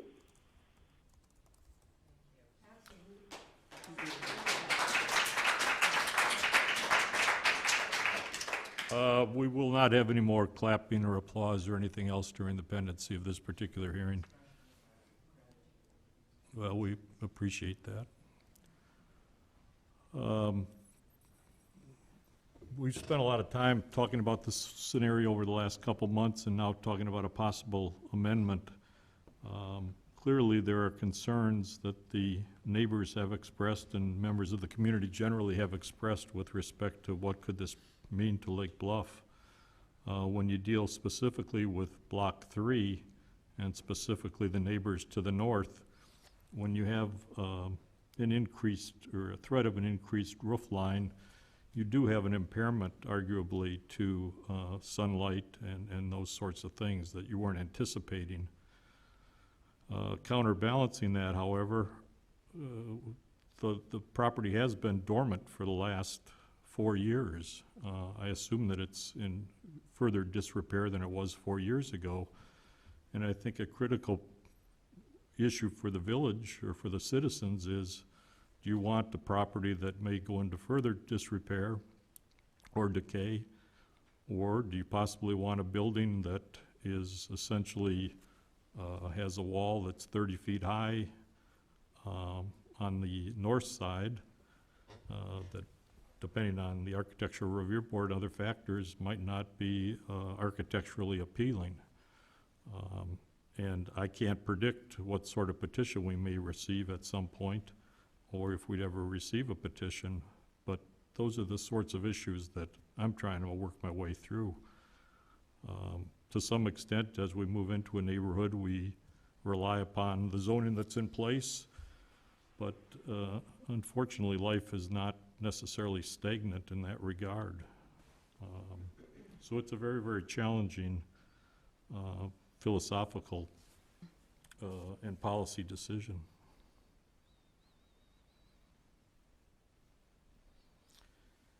Any other comments from the commissioners?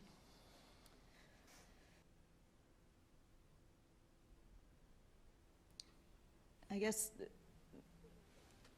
I'd be interested to understand further what Elliot is saying, Commissioner Miller is saying, about going back to 2016 and the permissive versus restrictive language. And I know we have the options laid out here, do nothing being one of them.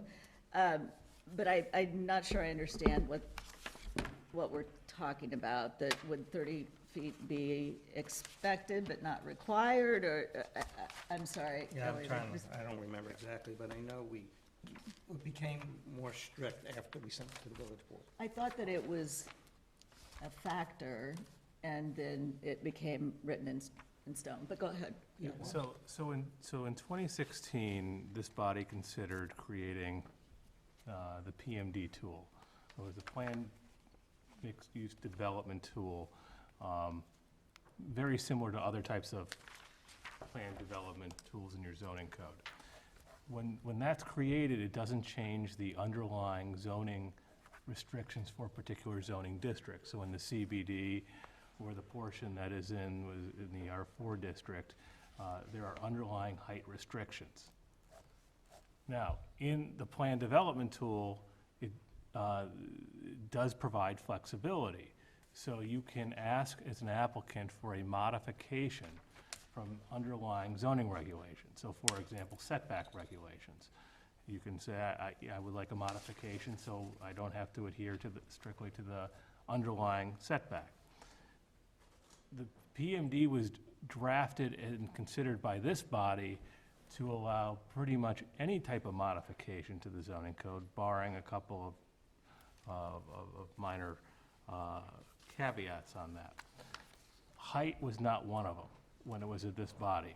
When it went to the village board, and after a lengthy debate, the village board put in a restriction saying that while you can apply for a variation from the height restriction of the underlying zoning district, you could not, pursuant to a PMD, apply for a modification. So again, going back to that variation standard, but you could not seek a modification to allow I see. 3 stories and higher than the 30 feet.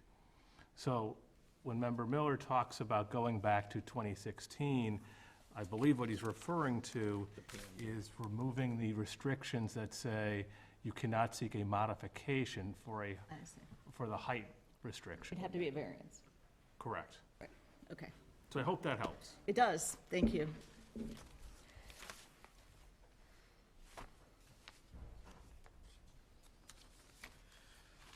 Any further discussion? I have another procedural question. Certainly. So from here, what could happen from here? So we can adopt nothing and make no recommendation to the board. That's one option. We can make a recommendation such that you just described to the board, and then we could do that. In addition to that, also change the underlying zoning, or what's the number 3 option?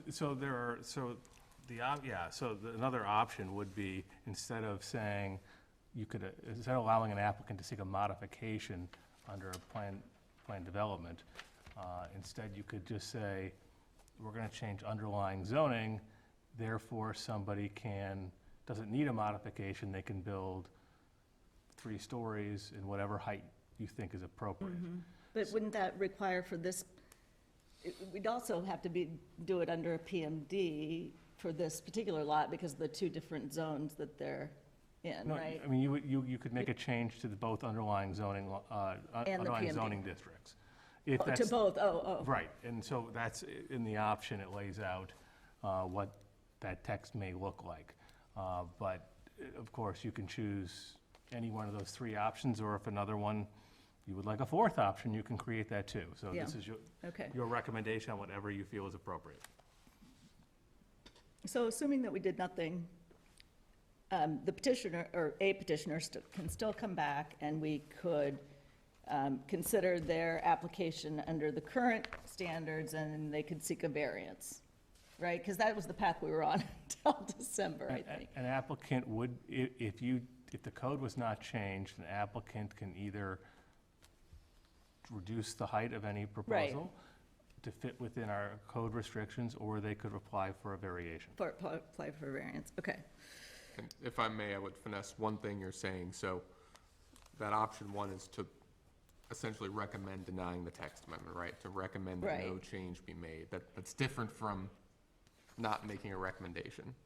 I see, Is all I I see, mean to- okay, to say. thanks. So, let me just clarify one more point here. So if we do nothing, and a developer comes in and says, I want to build 3 stories, and I'm going to seek a modification in the zoning code, is that the correct term? Variation. A variation in the zoning code. We'd be back at this body doing exactly this. They'd be back at the body, and you would be, before this body, and you'd be applying the variation standards. If we decide to change it to the PMD with a 30 height restriction, then they'd have to come back with a completed process or a semi-completed process. How is it different then? They still have to come to this committee. So if you were to remove the restrictions in the PMD that say you cannot ask for a modification, an applicant could come forward, apply as part of a PMD approval, apply for modifications, which can include, you know, high, I see. some additional height. Then it would be up to this body to review and determine if they meet the standards and you think it's appropriate to, based on everything they're presenting, to allow that modification. You would then make a recommendation on the whole PMD application, and it would go to the village board. So if we leave it as it is, they have to get a variance change. Is that correct then? They have- Variation. They have to get the variation changed If they wanted to go higher. if they want to go If higher. they want to go higher. If we do number 2, then they just do a modification. They want to go above 30 feet. It's just, it's kind of just semantics, even though it's more strict with number 1. They still have to come before this body to get approval to go above 30 feet. Yes, they would have to come here, yes. So that's why I thought we'd go back to the original PMD. Right, right, and I think that makes We still don't have to sense. approve it. We can still. They have to prove a hardship, right? I mean, For a variation. Right. In its simplest form. But go ahead. this is why I think it's so important that we do not remove this restriction, because it's about people's expectations. If there is an expectation, and I would argue that that's exactly what we have right now. The developer is patiently and smartly, by the way. If I were the owner of the property, I'd be doing exactly what they're doing as well, which is they're waiting out the village, because the signals that they're giving are that there is momentum towards allowing a 3-story construction. So we can say all that we want, that this isn't specific to Block 3 and we're going to have another bite at the apple. But the reality is that the momentum is building towards removing the 3-story restriction and allowing those buildings. The clearest signal that we can send is to do nothing. The village board can go ahead and do whatever they want. But to me, this is more than just our hat that we wear as the Zoning Board of Appeals. As commissioners, we also have an obligation to set the overall recommended direction of development in the village. And that's the hat that I think we're really wearing tonight.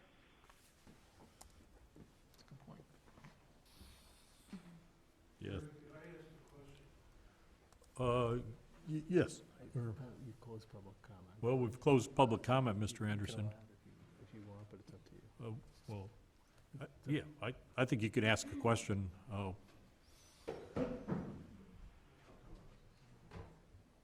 as well get it out. Your call, Mr. Chair. Your prerogative. I just want to be clear, and Benjamin's probably the one to ask, but when we first came here, we were where we were, which is what option 1 is, and it's do nothing. And then I was sent to the village board, and I came back here, and you said you didn't feel comfortable voting on it the way it currently is. So then the village board asked for you to judge it on its own merit, and still you felt that you couldn't judge it on its own merit without some further discussion about the current ordinance. And so by doing option 1, we would really be back to where I started in December. And in just speaking with the developer, if we're going to go back to square one, that's probably where we'll have to end it. Option 2 allows you the opportunity for the developers to submit a proposal and judge that proposal on its own merit. We understand there's no guarantee of approval of any proposal. And we're willing to spend the time and effort to bring a proposal forward, and willing to listen to all the input and comments, and to Jill's point, to work to collaborate to make a product that works both for the developer, the landowners, and the community as a whole. So that's really my only comment. Thank you. Thank you. Public comments are back open? No. I just want to understand. They're not, are they? If one of the things One that- additional comment. This will be the last public comment. Well, I guess then give me a few minutes here to gather my thoughts, because I'm a little shocked that it was back open. My understanding from what the board just said, and please correct me if I'm wrong, is that you are not basing this on a proposal. There is no current proposal. So I'm not sure why that comment was even allowed right now, or why that should even be taken into consideration. He doesn't have a formal proposal here. So that should not sway you, telling him if you're gonna choose option one, that the proposal is off the table. Because you started by saying there's no formal proposal on the table. So please, I just wanna make sure you're not persuaded by that comment. Thank you. I think Member Murray's position is now seen. I tend to agree with Member Murray on this. Any further discussion among the commissioners?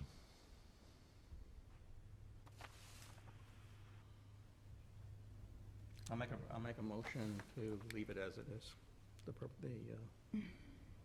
amendment as it is. I'll second the motion. Further discussion? I stand with changing the zoning amendment, and I don't know how to word that, but was that 2 or 3 Number or? 2. I'm 2. A bit of procedural. To clarify, your motion is to recommend no amendment to the code. Okay. In other words, option number 1. Leave it as it is. So to clarify before we go into this, first, vote order's random. If we have more than one vote, I'll keep shaking the dice. Second is if this fails, we're not done, you need to pass something by an affirmative motion. So if this vote is no, that doesn't mean you've recommended that you do something. And then finally, the same as our other votes, right? Tonight, a majority of 3 of those present is sufficient to make a recommendation. Also, I want to add that if the village board doesn't like our recommendation and do whatever they want, they can certainly change it. to whatever Yeah, they want. we're We're just a recommending body. We are a recommending body, but I think we were in 2016 as well. And when we sent the PMD ordinance up the last time, it, I think, gave some flexibility, and I think all that we've learned in 4 years is flexibility as needed. So it sounds like Commissioner Danley and I are on the same page. We have a vote? Certainly. Member Murray. Aye. Member Miller. Aye. Member Ryder. No. Member Danley. No. Chair Peters. Aye. Motion carries. Vote of 3 to 2.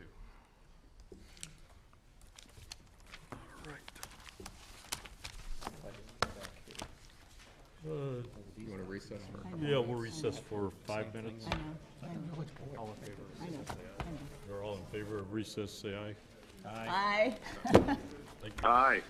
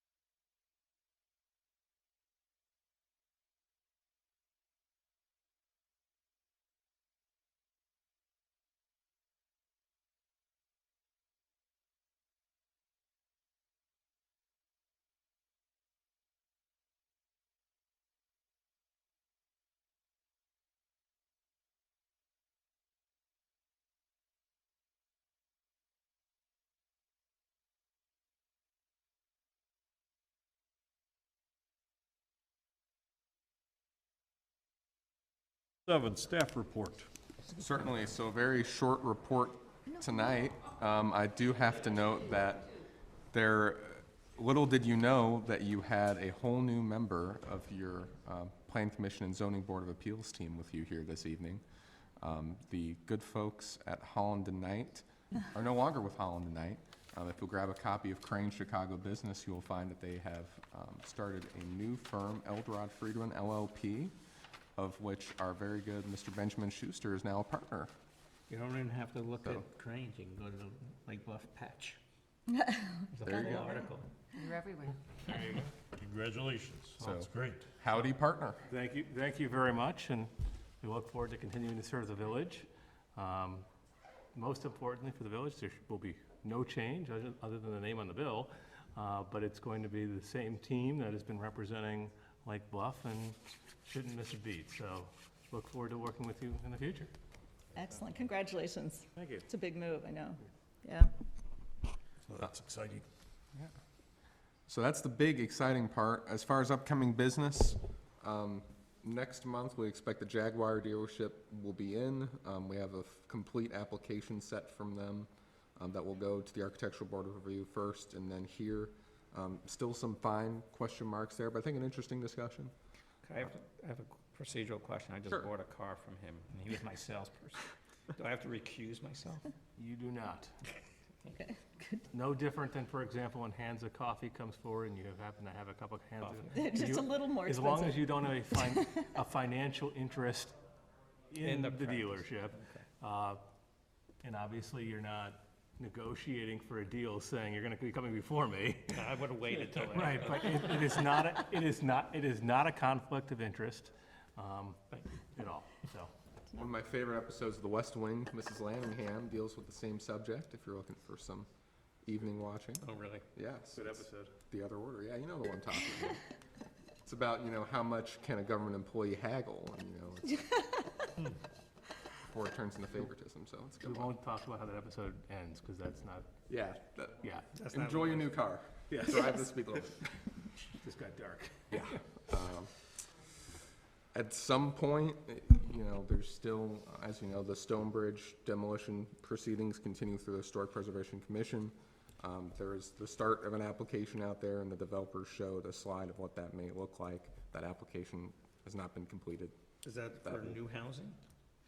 That would be Application, or an just amendment. demolition? That would be an amendment to the existing PRD.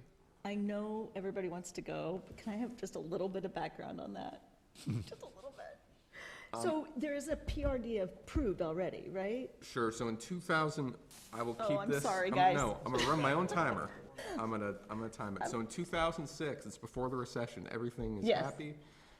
There's a PRD approved For the older, Yeah, it keeps the manor house, keeps the carriage house, keeps the 10 acres in the front preserve, builds so many houses, I forget the exact number. like 55 and up, right? Yeah, and age restricted. Because I'm on the school board then. or- Yes. Yeah, so I remember that. Pure dollars. So not too much later, again, off the top of my head, 2011, the age restriction is removed as part of the property changing hands. Later than that, again, off the top of my head, 2014, the developer comes forward with a preliminary plan proposing somewhere between 95 and 100 dwelling units, keeping the manor house, tearing down the carriage house, a preliminary plan approval. At that point, they don't proceed to seek final plan approval. Okay, So they don't finish that, they can't build that yet. All they can build is the 2006 plan, which they claim is uneconomical to build. okay. We presume, all indications So are. that's what's in effect right now, is the 2006 plan, or is a new plan? The 2006 plan is in effect. You would have to seek final plan approval to do the 2014, proceed in the manner foreseen in In 2014. 2014 is proposed manor house, but no carriage house. Yes.